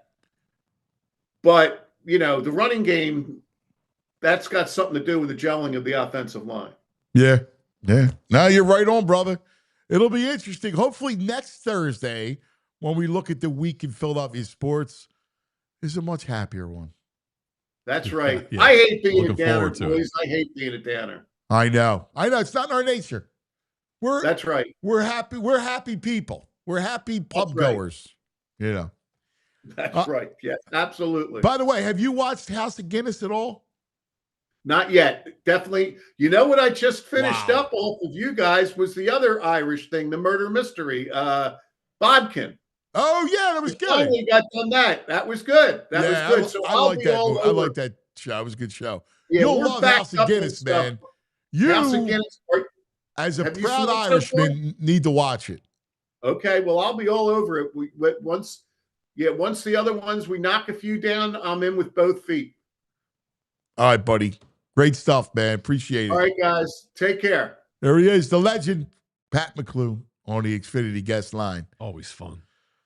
All right, now the time to get sobering. It's sobering time. Yeah, Sober up after our pub stay with Pat. And we got to see Fran. Face our issues now. Another great Irishman joins us. That's right. Who breaks it down like no other on the Xfinity guest line. Franny Films. They do not crave food nor drink for nourishment, for they exist solely on the glow of the all-22 monitors. They are the Leatherheads, and he is Franny Films. Good morning, Franny. What's going on, guys? How's everything? I mean, I don't know. I mean, I'll talk to me Monday or Sunday night. We're a week removed from the worst night in I know. So we're still kind of feel great. No, it doesn't. No. VG and I are at each other's throats, right? It's like an ugly time. Well, now we're going to talk film because this is Franny's bailiwick. Right? He's mocking me. Yeah. Look, look. At the end of the day, the film is not helping me when it comes to this team right now because Oh it's not boy. like things are looking all that optimistic when you go back and review it. No, and I'm glad you said that because it's bad. I saw it and it's not good. It's really not good. Maybe he could leave us. Save like the positives for the end. Let's leave if you see anything positive. Nah, on the there's film, really right? nothing. There was no. I didn't take any positives out of Thursday night. I mean that's a film you flush, Franny. Yeah, no question. And it's one of those where the storylines coming out of a Thursday night game where it's like, oh, like, oh, we got the long week, we got the bye, but after a loss like that on the road against a division rival, a team that you've mostly dominated over the last decade, that is a sobering feeling. And now it's like, all right, now we have to sit with this for 10 days. And I'm sure that the players and the coaches are sick of thinking about it, talking about it. They want to get some new film out there. So I'll be interested to see how they respond here on Sunday. Yeah. Let's dive on. Let's get to both sides of the ball. Let's start with the defense. I want to leave the offense because that's going to be a major kind of autopsy. Defensively, obviously you need Carter back. Yep. You need playing to what he can play. I just got done saying that with Pat. You need Yep. Q. Q's paramount. Like he was a limited participant in practice. He's got to be back there because Ringo's a disaster, and Ringo Jackson is a complete disaster. And that's where, when I go back through the film defensively from last Thursday night, I do kind of give that unit a little bit of grace when I think about that, spinning that forward, right? Because you're down two of your best three players, maybe three of your best four players, if you want to say you're down Jalen Carter, Quinyon Mitchell, Nolan Smith. Short week on the road, you start to say like, all right, I'm willing to kind of forgive that, especially given that side of the ball from a coaching staff standpoint. I think that I've got more faith that you know what they're going to get some of these things fixed. You look at some of the high leverage moments, some of the third down red zone plays from that game. Makuba's eyes were in the wrong spot on this play, or this guy misses a tackle, or Keely Ringo gets boxed out, and it's like, all right, how many of these things are you expecting to happen in week 10, week 14, week 18, right? And so I think that a lot of that I'm expecting to get better. I think that once this group gets a little bit healthier, I agree on Jalen Carter. It would be nice to be able to get him back and see what a healthy version of him looks like. Obviously he was dealing with the heel, and that's what cost him this game. And we know he's also been dealing with that like shoulder, pec, whatever that upper body injury has been since the summer. So, he has never really looked quite right so far this season. So you're hoping that you can get the healthy version of number 98 back, because honestly, they need that. Yeah, they need a needle mover up front along the defensive line, someone that can impact the quarterback and help out that secondary, because you mentioned you're down Quinyon Mitchell. Well, now that was the thinnest group on the team coming into the year. You look at corner. When you remove that piece from that group, yeah, it didn't look good, and even against a subpar receiving core from the Giants, who was down their top pass target in Malik Neighbors. So, and then the other issue is that you got really going. And another reason for Carter is your edge group is thin. You were talking about secondary thin. The edge group is almost as thin and got thinner when Za'Darius retires. Yeah, and that's, I think that the big thing with that group is, all right, if you're hoping, all right, Nolan Smith comes back, if Jalix Hunt can continue to maybe take like some positive steps. I don't know that they've quite gotten the ascension from him in year two that maybe they were hoping for. I think when you look at some of the other young players, and he's not in the edge group, but like Moro Ojomo had a great summer, popped every single day in training camp. He's been fine, but hasn't been, that tier of player that maybe the expectations would have led you to believe coming out of training camp. So you're hoping that some of these young players can step up. If the group gets healthier overall, I think there's enough there. I'd be interested to get your thoughts in terms of the Jihad Campbell conversation, because I know that's been brought up a lot. I brought it up media. To EJ. It sounds like that he doesn't want to do that. Vic doesn't want to do that. Yeah, because ultimately it comes down to like, if you view that, hey, you know what, this is going to be a guy that we're going to move around in future years. We're gonna put him on the edge, and he's going to get legitimate pass rush snaps, not just blitzing from depth, but like, yeah, we're going to line him up as an outside linebacker in our odd front. then maybe you start doing that. But if you think that he's going to be, like the Zach Bond, you don't want to mess with it because he's still learning and developing from the mental side of it. I don't think you want to mess with that. I think, and he's made steps in the positive direction when it comes to like playing in the box and dealing with the run game from a mental side of it. I don't think you want to throw too much on his plate too soon. Yeah, I agree. What do you do Sunday against Minnesota, right? Like when it comes to, depending on what you can expect from Q, just because he plays, I mean, we know the hammy, we understand what that's about.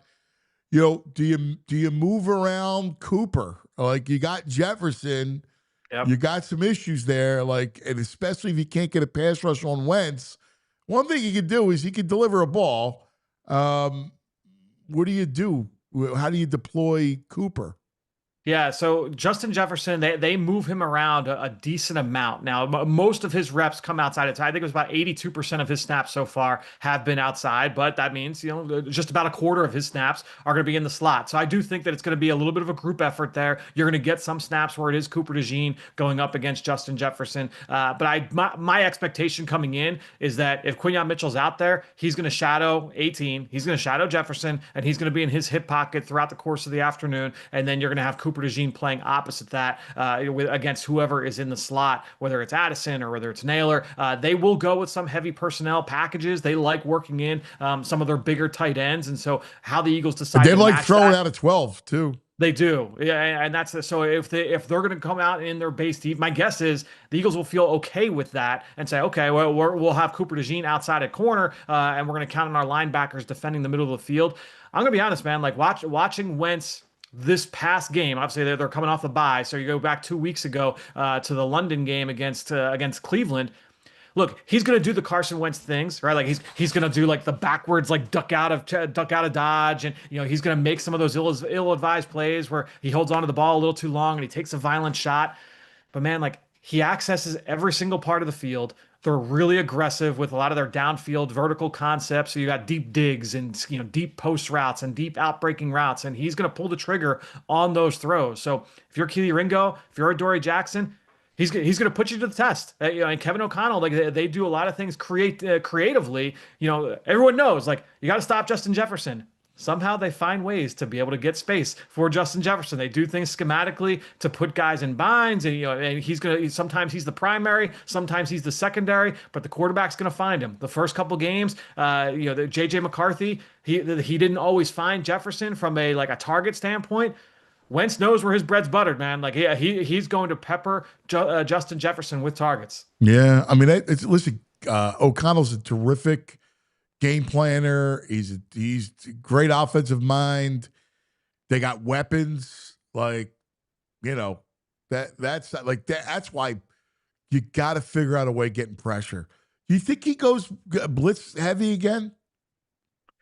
Honestly, man, they have to lean into it until they can trust their front four to be able. Right. They have to be able to pressure the quarterback. They don't have the secondary to be able to hold up. And if it was last year where you had really good play opposite Quinyon Mitchell with Darius Slay, and now you have a lot of faith in those corners to hold up for longer, then maybe you can have that conversation. But if that is very much a symbiotic relationship between the rush and the coverage. And so if you're not getting great play from the rush and you have questions about the coverage, that's not an easy place to live as a defensive coordinator. And so I do think that's why we've seen a little bit more blitzing from Vic Fangio, but you don't always want to do that either. Now it helps that you've got two versatile pieces in Jahad Campbell and Zach Bond, and I think that they have done some good things in the last couple of weeks where it looks like Campbell's going to come, but then Bond actually goes, and now the protection's working the opposite way, where you're able to fool quarterbacks that way. So we'll see if they're able to continue to do that. Now, look, the big thing with Minnesota's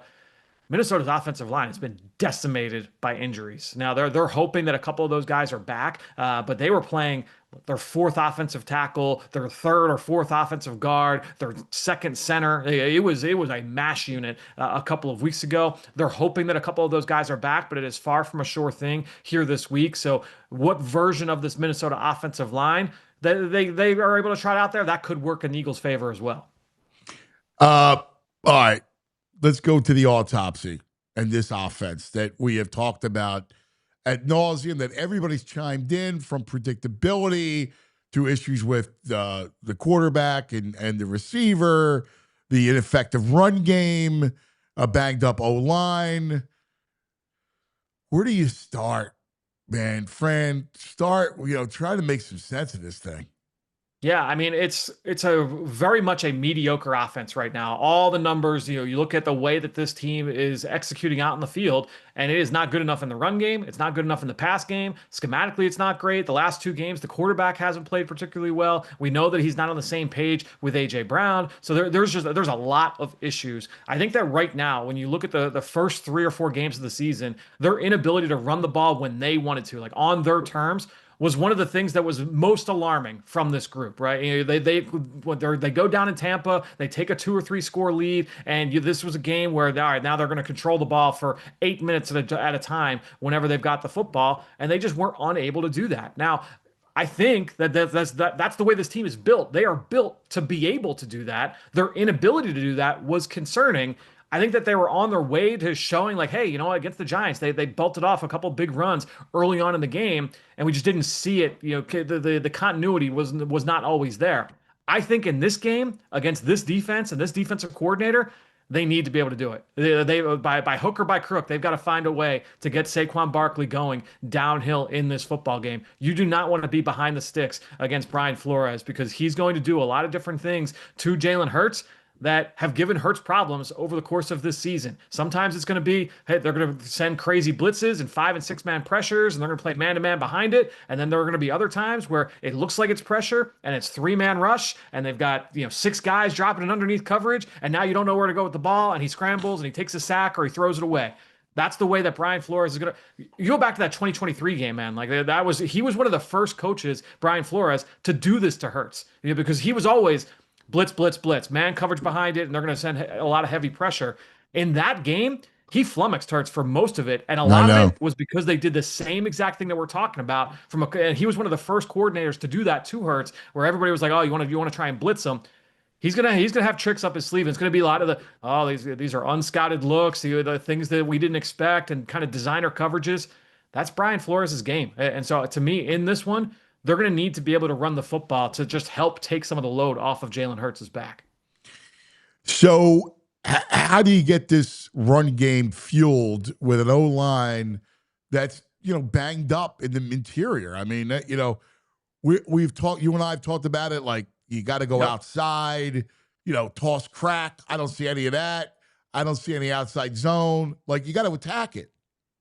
That's when their best runs so far this year, they've come like off tackle, like the stretch plays, perimeter plays. And honestly, when you go back to last year, a lot of those counter run plays they did run, and sometimes that can be like a downhill, at you kind of run. But a lot of those were ones where Saquon was able to bounce it outside, and you saw him get out into space. And so I'll be interested to see if they start to pivot into more of those kinds of concepts. Maybe they did a little bit of self-scouting during this long bye week, or during the short mini bye week, and that's one of their takeaways is, hey, we need to be able to find ways to get 26 out into space on the perimeter, because that's where a lot of the strengths are for this group. Even though, we know Cam Jurgens, not healthy. Jordan Mailata doesn't look like he's healthy. Jordan has had some misses at the point of attack. He has not been as good of a run blocker so far this season. We know Landon is dealing with stuff. So I think when you look at that left side of the O-line, left tackle, left guard, center, I don't know when they're going to be 100%. I don't know if they're going to be 100% at any point this season. Right guard's been solid. He hasn't been great. He hasn't been terrible. He's just been fine. He's been fine. He's been a fine player. And then you've got Lane, who's up there, but he's been their best blocker. He's been Lane Johnson. So I think when you look at it, the offensive line has been average, and we've seen what that means now for this run game. And honestly, like in pass pro, they're holding up pretty well. A lot of the issues from a pass pro standpoint have been more on like the quarterback or the operation, as opposed to necessarily the play of the O-line. And also the protection calls, like. Yeah, exactly. Yes, and that's and that falls onto the quarterback most of the time now, based off the last 2 years since Jason Kelce retired. So let's go past game. Where's Petullo at with, we talk about this offense being elementary. I mean, we run more exotic stuff with my 7th grade team. Like I see mirrored routes. I see half the field cut off. And I'm serious. Like, I mean, I don't think this thing can become more rudimentary. But like the thing is that these are the same things we've said for the last few years. You know, we said it with Kellen Moore, we said it with Brian Johnson, we said it with Shane Steichen at times. Yeah, I think that this is the way that this quarterback and this head coach feel, whatever this dynamic. And you don't know what we don't know how to split up the pie chart and say like who is calling the shots here.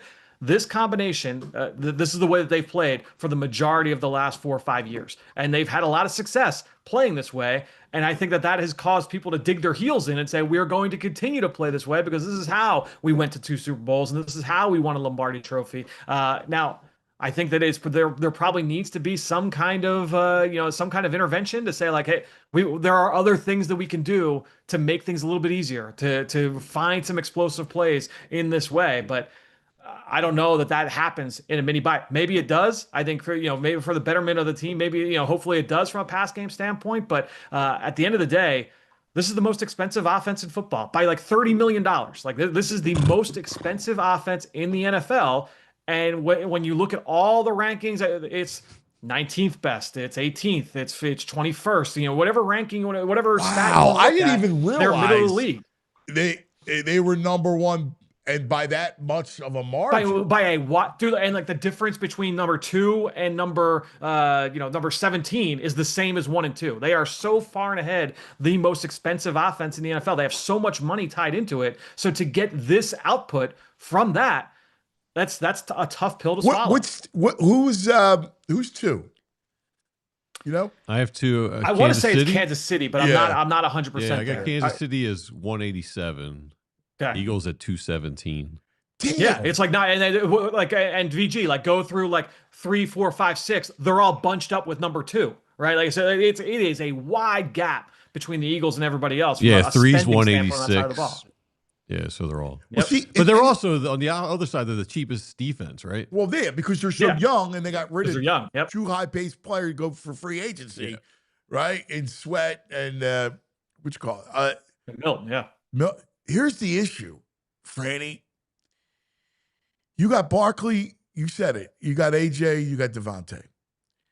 And I just don't know how you get Jalen to fuel it from a pass game. Because he's not the guy that's going to, hit you through those open windows, like those tight windows. If you're going to flood the zone, I don't know how. I think you almost need to lean back into the RPO stuff. I think that you lean into the RPO stuff for the underneath passing game. I think one of the things that he does well historically. All right, they had the RPO stuff as we mentioned, but then also like the vertical downfield type of concepts, right? And we haven't really seen that all that often this year. I think teams are bracketing like you're seeing it. Yeah. Like they're bracketing AJ. Like they're smart. Like I'm not going to man AJ on the outside. Why would I do that? Right? Because I'm going to lose. I'm going to bracket my outside guys. I want to see Devontae in the slot. I would move Devontae to the slot because I still think he's a matchup that I know I could win.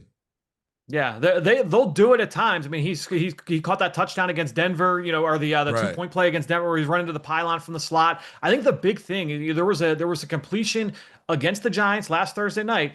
AJ Brown on like a vertical crosser where they had a big post on the right side and they brought AJ from the left, and that's a vertical type of concept. And it's like, I think my note was like in all caps, more of this, please. These kinds of plays where you're being a little bit more aggressive downfield, you're causing stress to the defense where there's more vertical stretch involved.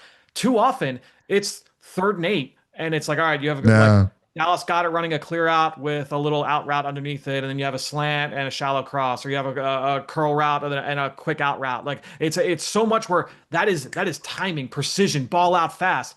That's not what Jalen Hurts' strength is, right? Like you want, because everyone worries about like the average time to throw. Average time to throw is not an indicator of bad quarterback play. It's what you do on those plays when you do have the ball in your hands for a long period of time. If you're calling those quick plays and you're holding onto the ball a long time, that's not great. If you are calling those plays like the A.J. Brown one that I mentioned, like, all right, that's a longer developing play, if you're getting something out of those dropbacks, that's a good thing. Those are explosive plays. That's what it moves the needle in today's game. They're just not getting enough of that right now. So I am interested to see if they do kind of change the identity of the pass game a little bit here, coming off this short break. But when you have time to throw, good things should be happening either way, right? Am I crazy? Well, and that's what, honestly, like, not to change the topic, but I was just looking now that Drew Aller's career is over at Penn State. I'm getting stuff ready for the draft guide. And I'm looking at, because that pass game was terrible this past year, obviously, this fall, through 6 games. On play, he's holding on to the ball a ton, and then they weren't attacking downfield. He threw further downfield. He threw 20+ yards downfield, fewer than any quarterback or less than any quarterback we've seen in the last decade. So they're not doing it. So if he's holding on to the ball and you're not attacking downfield and you're not accurate underneath, you're not getting yards after catch, right? And a lot of this, I would apply the same things to this Eagles offense. Like, you got to find ways to be able to create chunk plays. And you're right. And therein lies the issue with teams that flood the zone, right? And that bracket and limit you, that you can't go deep, right? It's too many times you see, and that's where the protection's got to come into play too. Because if you got 2 guys out and you can have all the time in the world, but you're not completing anything, and that kind of, when they flood the zone. And that's where ultimately it comes down to, what is the execution at the quarterback position? What is he being asked to read out on a given play? Because there are times where he drops back on 3rd and 7, and I'm like, yeah, like, he has one read. This is a one read play, but if that one read's taken away, there's no other answer for him, right? And so that's why it is one of those situations where everybody's got to be better. The quarterback's got to be better. I do think there are times where the speed fails the quarterback. And then there's like the AJ Brown play against the Broncos where he doesn't run this out. Like, everybody can kind of pick up, they kind of look in the mirror, but are we too far gone at this point when it comes to that? Well, especially with some of the player dynamics, here. Like, that's going to be something to watch in the next few weeks. Inherently, I think, all right, the offensive line's banged up. Maybe that's part of the reason he's not playing as well. But then I just looked it up for quarterbacks who've had 150 or more plays. He's got the most time to throw at 2.82 seconds. So it's not really the offensive line's not holding up for him. That's not the issue. The pass game. No, that's not the issue at all. No, and that's why a lot of people are looking at the sacks and they're like, he's under duress. Some of that's on Jalen, and it's not just Jalen. That's why I say sometimes it's the operation, because sometimes it's the scheme and what he's asked to do, and like how the pass game at times, and we've seen it. I mean, they're one of the worst 3-and-out rates in the entire NFL. It's a broken pass game for large chunks of games where they can't get a completion. They can't move the sticks, and that's when you have AJ Brown, Devontae Smith, Dallas Goedert, that O-line, Super Bowl MVP at quarterback, one of the best running backs in football. There's a disconnect there that is just tough to really come to grips with. So this week we've had Franny tell us the pass game's broken, and we had Baldy on Tuesday tell us the running game stinks. Jeez, oh man. Well, the team's 4-2. Not for long if that keeps up. Holy moly. This is a big test for him, man. This is a big test. Well, and that's honestly, guys, though, that's the other thing that we kind of like gloss over. Now, this Giants defense they went up against, that's not a great unit overall. The rush is good, but that unit overall you can get after. But I mean, it has been Todd Bowles, a good Rams defense, Vance Joseph. You got Brian Flores this week. It's been a little bit of a gauntlet of defensive coordinators, but again, for what you're putting into this offense, for the talent that we know exists on this offense, you expect better, more consistent play from this unit overall. Yeah, I agree. I mean, Randy in the chat has been saying this every day. Against the zone, historically, Jalen in 2022 he was 8th, then 18th. Last year he was 7th. This year he's 24th. Is it there's more zone? Is it a bigger sample? Is it way more zone? And that's why his numbers are dropping off the cliff? Yeah, it's way more.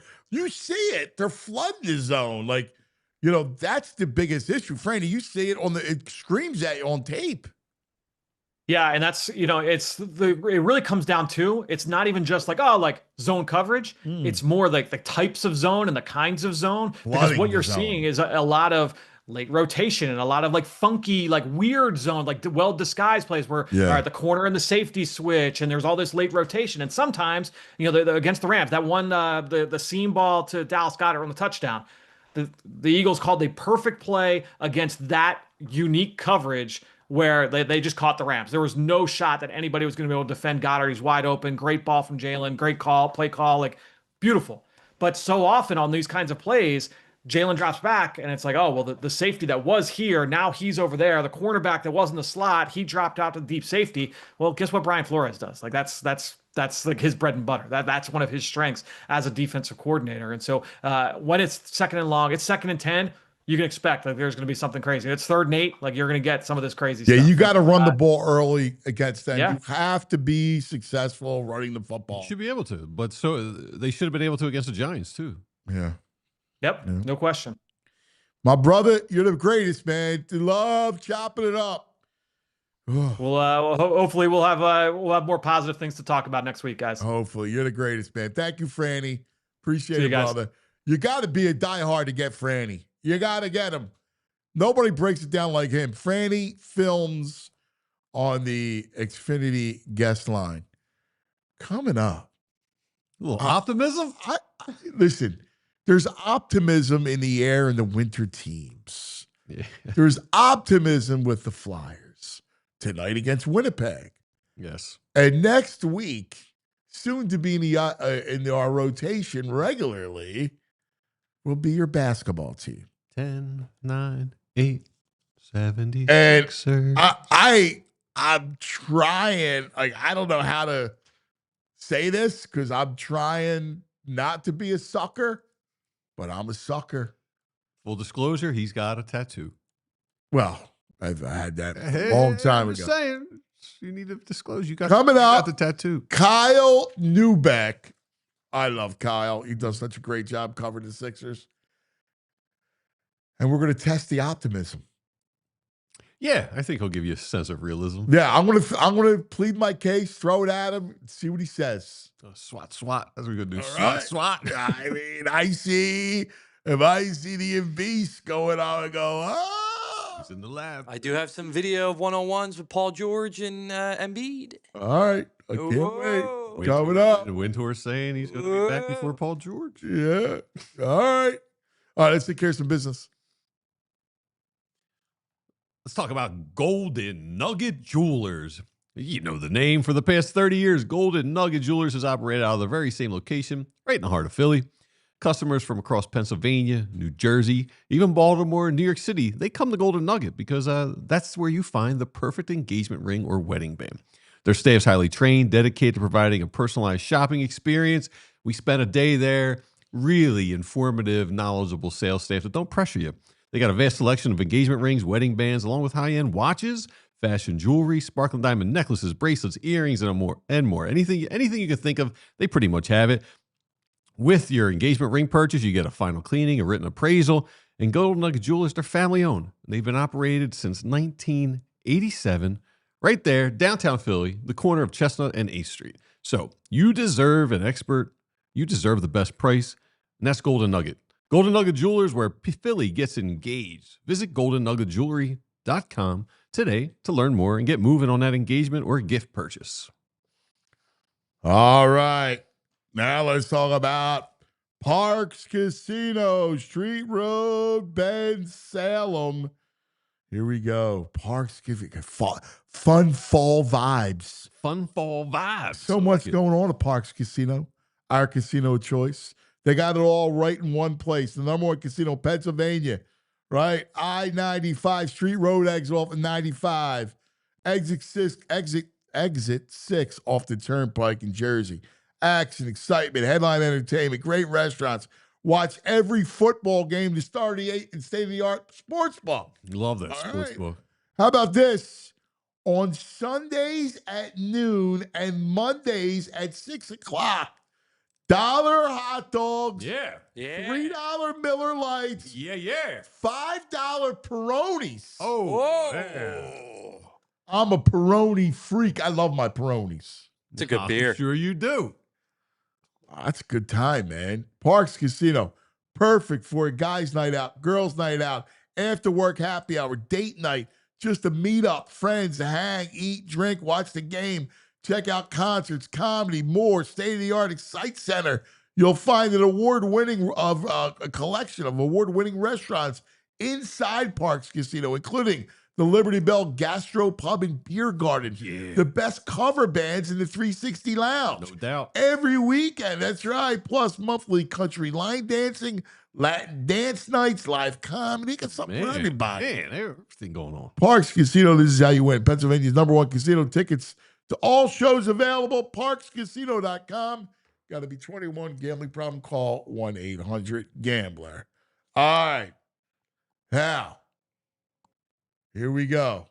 Neubeck might need an intro. I mean, we're getting into basketball season. Yeah, he does. About to say he needs one, yeah. Yeah, he does. Yeah. All right. Got to have that. Joining us now, our man covers the Sixers on the Xfinity call-in line, Kyle Neubeck.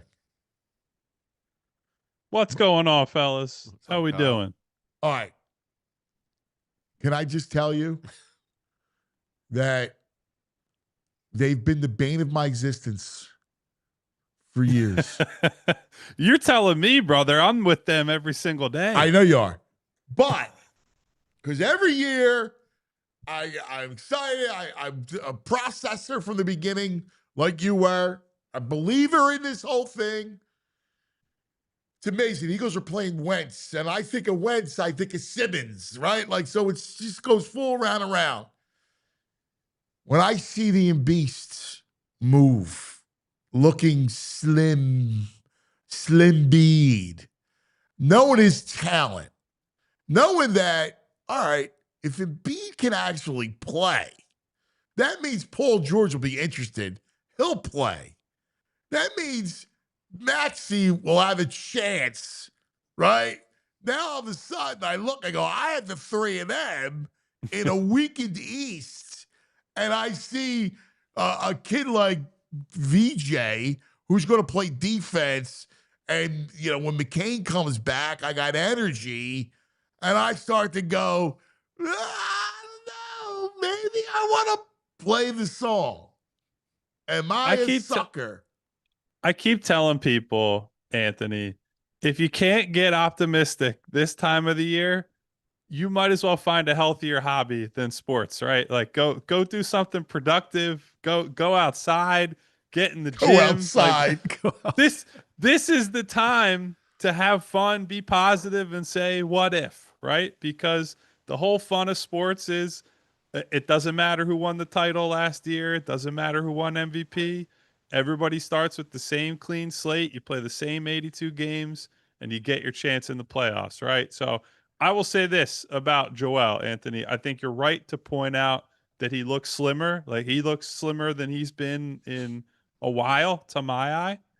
I think the most important thing on top of that, though, is that he feels like he's in a much better place mentally, right? How many times have we had conversations about whether it's just his body language, how he's handling something, even how he's, speaking to the media, whatever it might be, and you're like, they need more from this guy in terms of a leadership approach, mentality perspective.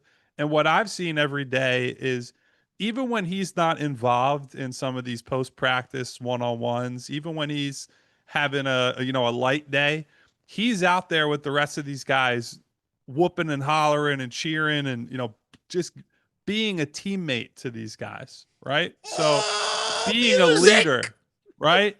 And when you see stuff like that, and you hear Tyrese Maxey on media day say, we're coming in to set a standard every day, what happened last year is not acceptable, that we can't cry and we can't make excuses because Joel's out or Paul's out or I'm out or whoever. Like, the Philadelphia 76ers want to stand for something, essentially. Like, these are the things you want to hear and see coming off of last year that was a total disaster. And then you add that you get a hard hat player in VJ Edgecombe. Jared McCain is going to come back and, bring a different dynamic, probably off the bench. And honestly, I also think Paul George is closer to returning than I think the team is letting on. And so if you have Joel and Paul early in the season and these guys are relatively healthy, maybe they can get off to the start, Anthony, that they never had a chance to last year. Aren't we pushing our luck, though, having those guys ready early and playing more games early on? Don't we need them in the end? Of course. And look, VG, it's a fair point. I don't think that they're going to throw these guys out there if they're anything less than 100% convinced they're good to go, right? I think what they've been doing, at least in terms of the messaging, is slow rolling this a lot and saying, yeah, Joel's doing this and we're going to have to wait and see.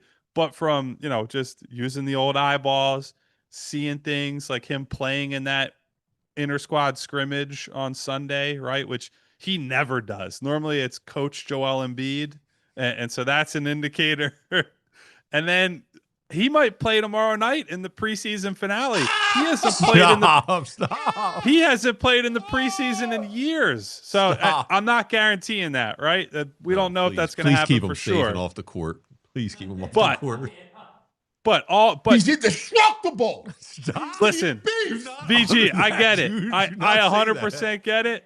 All I'm saying is these are indicators like he feels good. They feel good about him. That does not mean anything for a month from now, 2 months from now, 3 months from now. We all know the house of cards can come tumbling down very quickly. But so right what's happening now, is we've had such low expectations now. We're getting glimpses and you're getting out of control. You're scaring me with your eyes, dude. Are you kidding me? VG, they brought back hip hop. The curse has been lifted. Ah, that is great news. Love the hip hop. Yes. The best is Screw Franklin. I think about Pat Croce, and he used to go, "Where's the bunny at? Get the bunny out of here!" And he had a dwarf, little guy, right? The way he would say it, like he would be like, "Where's the bunny?" And get little G, like, Oh my God, dude, I'm ready, man, and beast. You and me both. As much fun as the off season can be, I'm ready for some basketball, and certainly I'm glad the Flyers they seem to be looking pretty good to start the year, right? Let's get 2 winter sports teams. The winter teams could be our salvation. That actually have a pulse this year, Anthony. Listen, that's the truth. The building, the X is new, clean, and washed, and all the bad vibes are out. The X. I sure hope so. And here's the other thing. Speaking of, Anthony, that's a thing that I think we believe on the Sixers show. They need to get back to their home arena is somewhere that people fear to play, right? Yes. Because honestly, early in the Joel Embiid days, even before he was who Joel Embiid is now and like MVP level, they were close to unbeatable there at home for a couple years stretch. Even during that 2019-20 disaster Al Horford season, I think they were like 27-2 or something ridiculous at home before COVID cut the season short. So I want that type of atmosphere, that type of noise, that type of approach at home to come back. And I'm not saying they're going to be that good of a team at home. Certainly you got to get everybody on the floor first, but got to restore the energy, Anthony. I know people are beaten down I'm by with this you, team, man. but Let's go. And look, the Eastern Conference, come on, man, is wide open. Who if you give a power rankings, put the Sixers out of it for a second. Who would your power rankings be? So I think the Knicks and the Cavs are the clear top 2. And then after that, it's a lot of teams with question marks, right? So like I like Orlando's young core. Right. But they still haven't, they haven't proven anything yet. They're still got a ways to go there.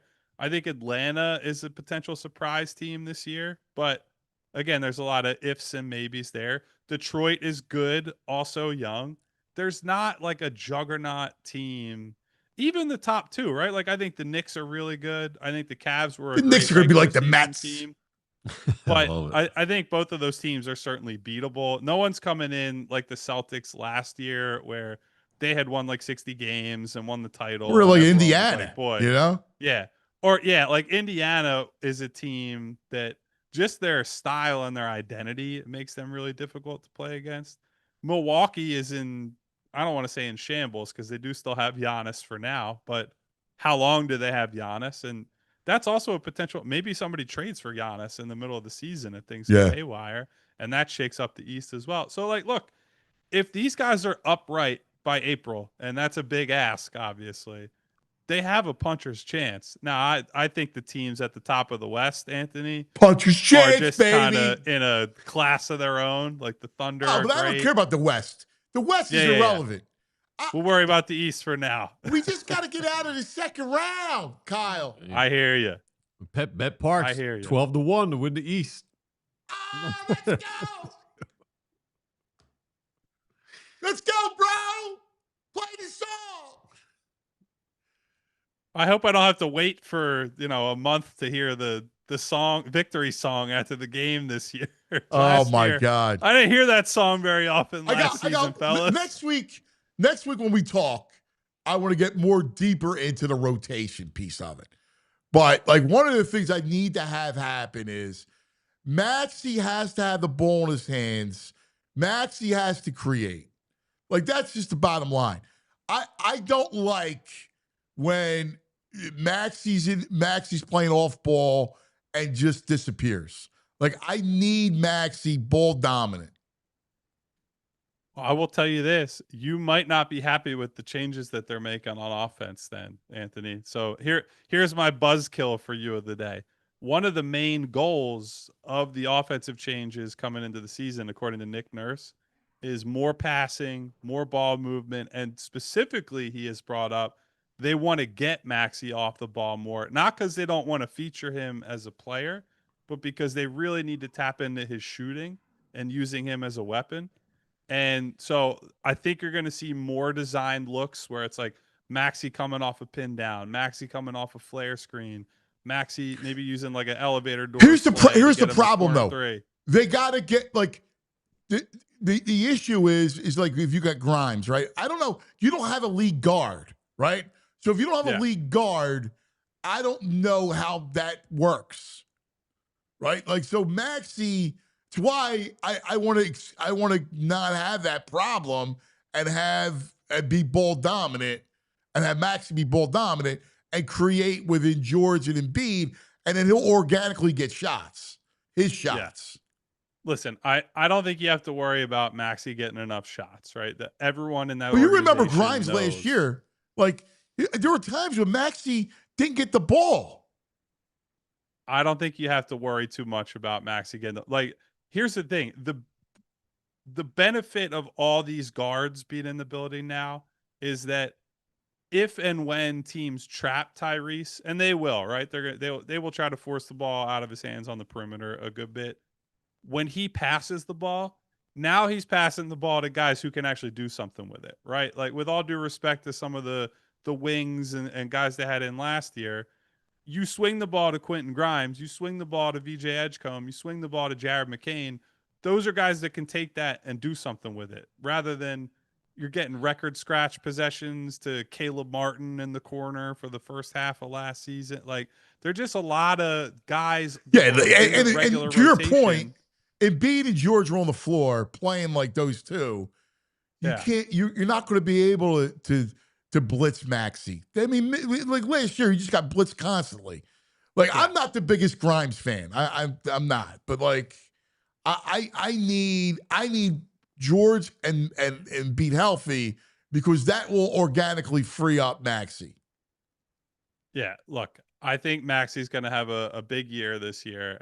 I think he also, by the way, talking about mentality, he seems a lot more serious coming into this year. I know he's the kid that everyone always sees with a big smile on his face, and he's always been he's still good to us in terms of the relationship. No, but now he means business. But I think you can hear in the tone of his voice, like last year was not acceptable. I don't want to lose. I hate losing. He said it very publicly last year. And so I think it's very much business first this year, and he's ready to come back and shed some of the doubters that were created last Kyle, year. hang on 1 second because we're in overtime. OT. You're watching anywhere else, do us a favor, follow us to YouTube. And if you are on YouTube, please like, subscribe, hang out with us. It helps with the algorithm. It helps us create this content to have people like Kyle Neubeck cover the Sixers here at PHLY. We would love him, right? Where the content's amazing. Ridiculous. So please become a diehard and be able to read stuff from Kyle and Derek and Devon and the Sixers coverage, which is the best in the city. I got to tell you, Tyrese coming in like that is exactly my dream because he can take over. Like, he can be the alpha on that team where Joe switches to more of the supporting cast and George is more the supporting cast. And that just helps Tyrese. Like, having those guys on the floor, I could see that working. I could see the offense working in that triangle. Yeah, look, I think it's a clear 1A, 1B, Embiid and Maxey, and Paul George is kind of just the connector, so to speak. And that was the vision when they signed him, right? Is you're going to be the best possible version of this type of player, right? Guy who's going to take and make a ton of threes, guy who can run some offense for us, play defense on the other end. He obviously was not healthy basically the entire last season, so that put the kibosh on that. But yeah, I look, it's year 6 for Maxey. This is kind of the time in a guy's career where all the major leaps, all the like, hey, oh, he just pulled this skill out of thin air. That stuff's in the past.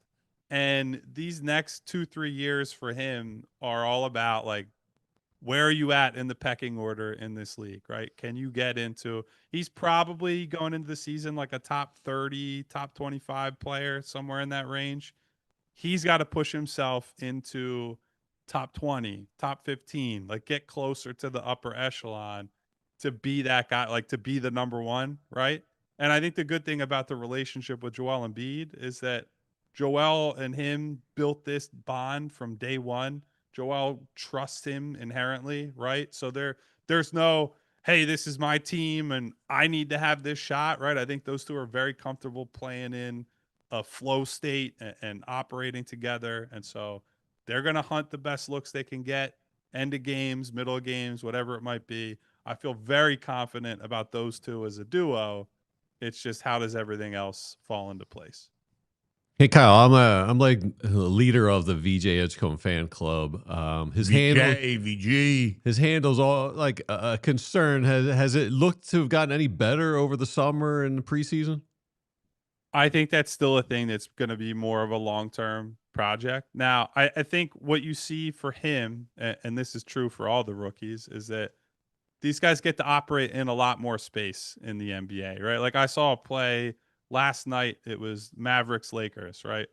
And Cooper Flagg comes down the lane for maybe the most uncontested dunk he's ever had in his life. And that's because, one, it's preseason. They weren't playing that great of defense. But two, because the other team has to guard shooters and has to cover much more space in the NBA. And so VJ playing off of guys like Paul George and Maxey and Grimes and McCain, and it sounds like they're going to use Joel to, space the floor more this year. He's going to have a lot of opportunities where the handle honestly won't matter that much. It is a thing, though, that he's got to work on. And I would add on to that, one of the things that led to some shaky finishing at Baylor that I still see popping up in the preseason and summer league, he picks the ball up too far from the basket. You see this a lot of times with guys of this archetype, right? Like the hyper athletic guard can dunk on anybody. So it's like, hey, I'm 14 feet away from the basket. Yeah. It's time to go up. I'm going to dunk on somebody. Yeah. And then you get halfway there and a big old 7-foot guy is waiting for you. And all of a sudden the dunk opportunity turns into, that's a tough layup, right? And so he has to work on the floor read part of that, and also just the mechanical, like add a couple Euro steps in here from time to time, add a drag step, get that one more dribble, get closer to the basket. Yeah. And so that's not so much like the ball handling skill as it is that's a time, experience, and maturity type of thing. I think he'll get there. Everything we've heard from, and Nick Nurse actually just said yesterday, he said he's been so impressed by the fact that they'll give VJ something in a practice, in a film session, like, hey, do this, or we're installing this.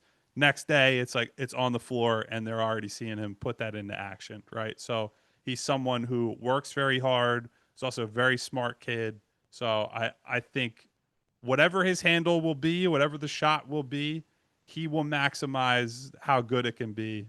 I just don't know that it's going to be, first few months of the season this year. Yeah, that's good they stuff. They seem to be messing with Bona and Embiid together on the floor. I would say I'm pretty skeptical that happens on anything other than a occasional experiment basis. Yeah. They obviously need to try some stuff at the 4 because they really don't have there is no true 4 starter, like, hey, just pencil that guy in, to the point that Dominic Barlow, who's on a 2-way deal, has been maybe the surprise of the preseason for them and has a real chance to start, certainly at least be in the rotation on opening night. But yeah, Bona has looked pretty good in camp, and wow, he could be in a rotation on opening night. Barlow, yes. Barlow he's a 6'8", good athlete, rebounds the ball. And like, it's basically that simple. He's been one of their best players in the preseason, which also says how many guys have not played for them in the preseason. But if you just look at their needs, right? Like, he's the type of player, glue guy, dirty work type of player that they probably need. So I don't know that he's going to start, but I think he is almost certainly going to be in like a 9 or 10 man rotation. Oh, he's the new Rocco? Listen, if he turns into Rocco, boy, that would be a great outcome. As long as they get some good minutes out of him, I will take that for sure. Oh, man. You got me excited. Next week, buddy, it's on. So we'll be joining you a lot. We'll be asking you. So we're looking forward to it, pal. Can't wait. We got our big NBA predictions show later today for PHLY Sixers. I can't wait for it. And then we'll do our Sixers specific predictions next week. So we'll do lots of over. I love the NBA and all show. kinds of other stuff. Yeah, you guys are great. Yeah. We're gonna have fun with it. We always go in blind, so we find out what all our different predictions are on the show. It's always a good time. I look forward to it, man. You guys are great, man. Make sure, what time today? That'll be at 3 p.m. I'm actually, as soon as we're done here, I'm on my way to Sixers practice to see what the latest is, who might play tomorrow in that finale of the preseason, and then away we go. 3 o'clock today. Be there. Make sure you watch it from the all PHLY Sixers show on the Xfinity call-in line, Kyle Neubeck. Kyle, love you, buddy. Thank you, guys. See you later. Here he is. Hopefully the elevator's working by 3. God, no. Diaries coming seriously and beast on the floor, Slippy. So here's a little update from the Dombrowski conference. Oh, here we go. It's happening right now. Mike Calitri, the bench coach, he is now the Major League Field Coordinator. Okay. And they are looking for a new bench coach, preferably one with managerial experience. Okay. You can bring Bochy in. Yeah, I'm sure. Correct. Topper's Bochy and Topper. Anything on Kevin Long yet? The entire staff is returning. What else? But where else are they talking? Like, he's not going to tell you his plan, but is he hinting at the plan? I haven't seen anything yet. The entire staff is coming back? Yeah. Okay. It's not about the staff, dude. No, it really isn't. It's about the roster makeup. Like we said it. Like, I know we get distracted by the manager, the coaching staff, all this other stuff. It's not that. It's the makeup. Their pitching was great, but the lineup, again, came up small. I mean, that's bottom line. Look at last night. That series between Seattle and Toronto, it's been back and forth with the bats. Man. I was going to bring this up. If they did this here, we'd love it, but if it went wrong, we'd hate it. The batting coach for the hitting coach of the Blue Jays, he's like, I always compare hitting to fighting. When guys get a little paralyzed in the ring, sometimes the only thing you can do is put your head down and start throwing some haymakers. So he's stressed. They're going to be in the zone, get after it, uppercuts. Let's throw some haymakers out here and get aggressive and offensive with the bats. That's what happened last night. And they hit 5 home runs. Yeah. Including at Alejandro Kirk. That game That's also opened the up, manager man. was like, yo, we had to shake things up. They mixed the lineup up a little bit. I mean, that, it's part of it. But here's the thing. This lineup needs to be bad. Like, it just need better. You need a better lineup. I mean, you can't have Bohm 4, Marsh 5. No. That's bottom line. Agreed. All right. We got a couple nugs. Yeah. What are we do doing? some We're doing a whatever you want. nug, and then we got the Bitch and Complain line. Because I know we have a Bitch and Complain line video. Yeah. So I'm a big fan of, let's hear it. I want to hear my jam. Yeah. We got to have the jam. BG's nugs. Yeah. Nugs. I just picture me listening.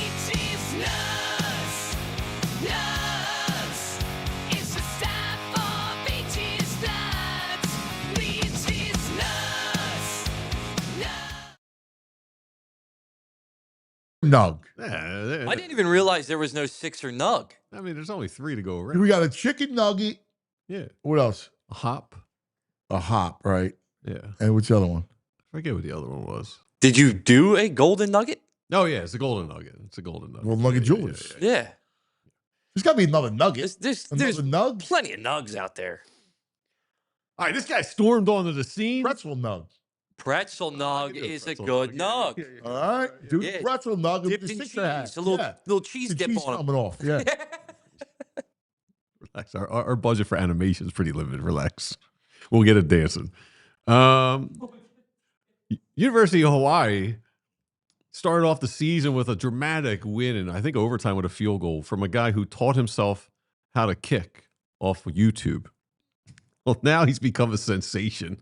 They're calling him Tokyo Joe. He's 19 and 19 on field goals. He's perfect from extra points. He's gotten so popular, upcoming Hawaii games will be streamed in Japan so Japanese fans can follow. That's awesome. They're building a whole base of Japanese fans now. He's from Tokyo? Yes, they call not Tokyo Joe, Tokyo Toe.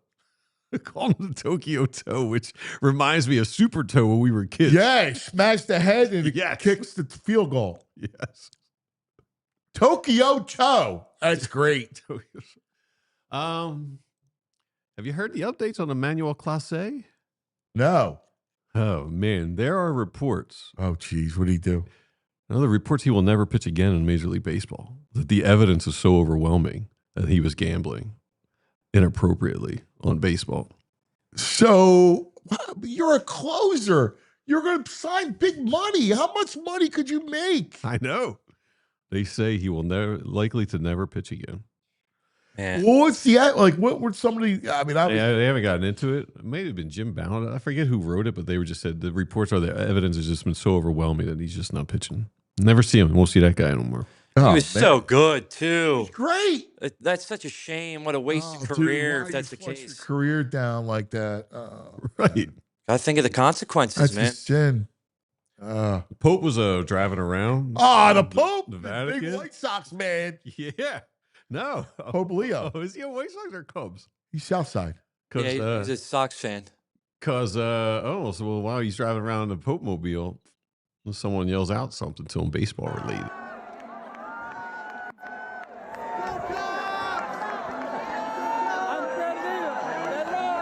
Someone yells, "Go Cubs." He says, "They lost." Yeah.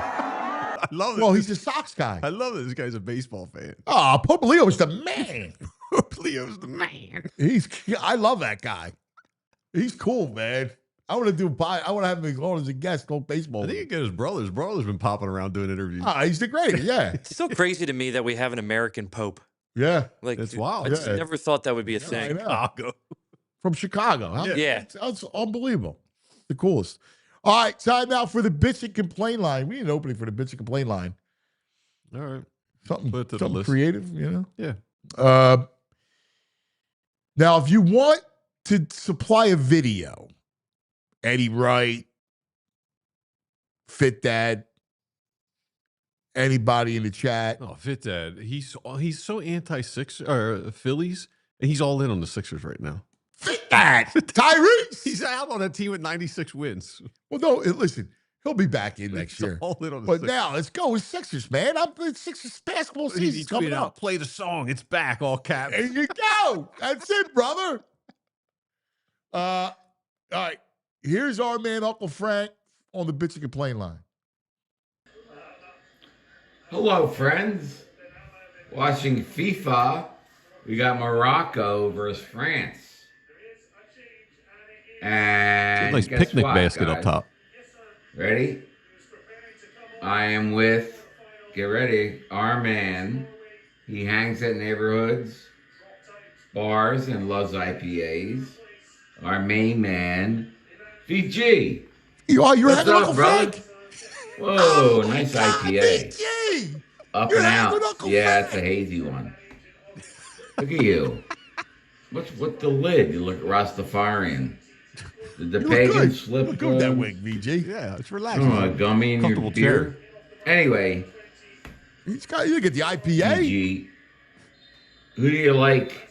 I asked him to in take the this plastic match? off the chair. He was nice about it. Yeah. You're with Josie. Uncle Frank Yeah? hanging with VG Any and bets? Josie. Like, where does the thumb or finger Like come in Morocco? suddenly? Just covering the screen. Okay. Hang on. And you, wow. Gotta move the finger, Wait. Uncle Wait, Frank. here, put it up a little bit. You have an 8-leg parlay? No kidding. Wow, very arachnid of you. Move your finger off the screen, Uncle Frank. Anyway, Here we go. so, all right, let's root for Morocco and The VG. goose. Any last words? What is that, a goose? No. That sounds like my VG. Georgia Bulldog bark. No, I told you not to stop. We're The done. shades, they're similar to the shades in the Ed Gaines story. Oh my God. That is awesome. That video was great. How many gummies was Uncle Frank on when he did that video? Dude, I might want to hang out with Uncle Yeah. Frank. He's out. He's a the spot gummies over man there. for Yeah. sure. Dude, the greatest is you as the skeleton. Oh, yeah. You are. You're Yeah. you're Had a good head of hair, too. I wish I had that hair. well, listen, you take many forms of the macabre. Yes. I'm a fan of the macabre. You are That's my wheelhouse. you are skeleton, Mm-hmm. you are vampire, Yes. you are warlock, Warlock, yeah. Your little mummy, mummy, kind of zombie. zombie. Yeah. No, I'm not a zombie. Like the undead. I'm way too active. You for could take zombie. the undead role. He's definitely could be. You're right. Yeah, I agree. yeah. He could go There's a zombie. little rot in there. Yeah. Yes. Yes. He's got zombie qualities. Yeah. A little too frail for Frankenstein. No. Frankenstein is stud. Yeah. I'm No not- Wolfman. Nah, Nah, you he don't doesn't have any- Wolfman in you. He's got no. Although I got to trim my ears like once a week, like on Wolfman at this point. in my life. But you don't have the Wolfman fangs. Nah. Swamp Thing. You're way more vampire. I'm way more like Nosferatu. afterlife. yeah, sweet. I'm gonna slither out of here Right. right to the bathroom soon. Yeah. What's that old Halloween sound? That Well, Crypt Keeper. The Crypt Keeper's hit. Yeah, I like the Crypt Keeper. It's cool. He is cool. I agree. He's funny. He's got jokes. The Crypt Keeper. Well, you are like a cool Crypt Keeper. Oh, sweet. Get into it. You know. Yeah. Yeah. Fits. All right. That's going to do it for us, for the Crypt Keeper and Andrew and Joey. Great job, fellas. We love you guys. Be back tomorrow for a Football Friday. Have a great day. See you then. We all silly like the mayor.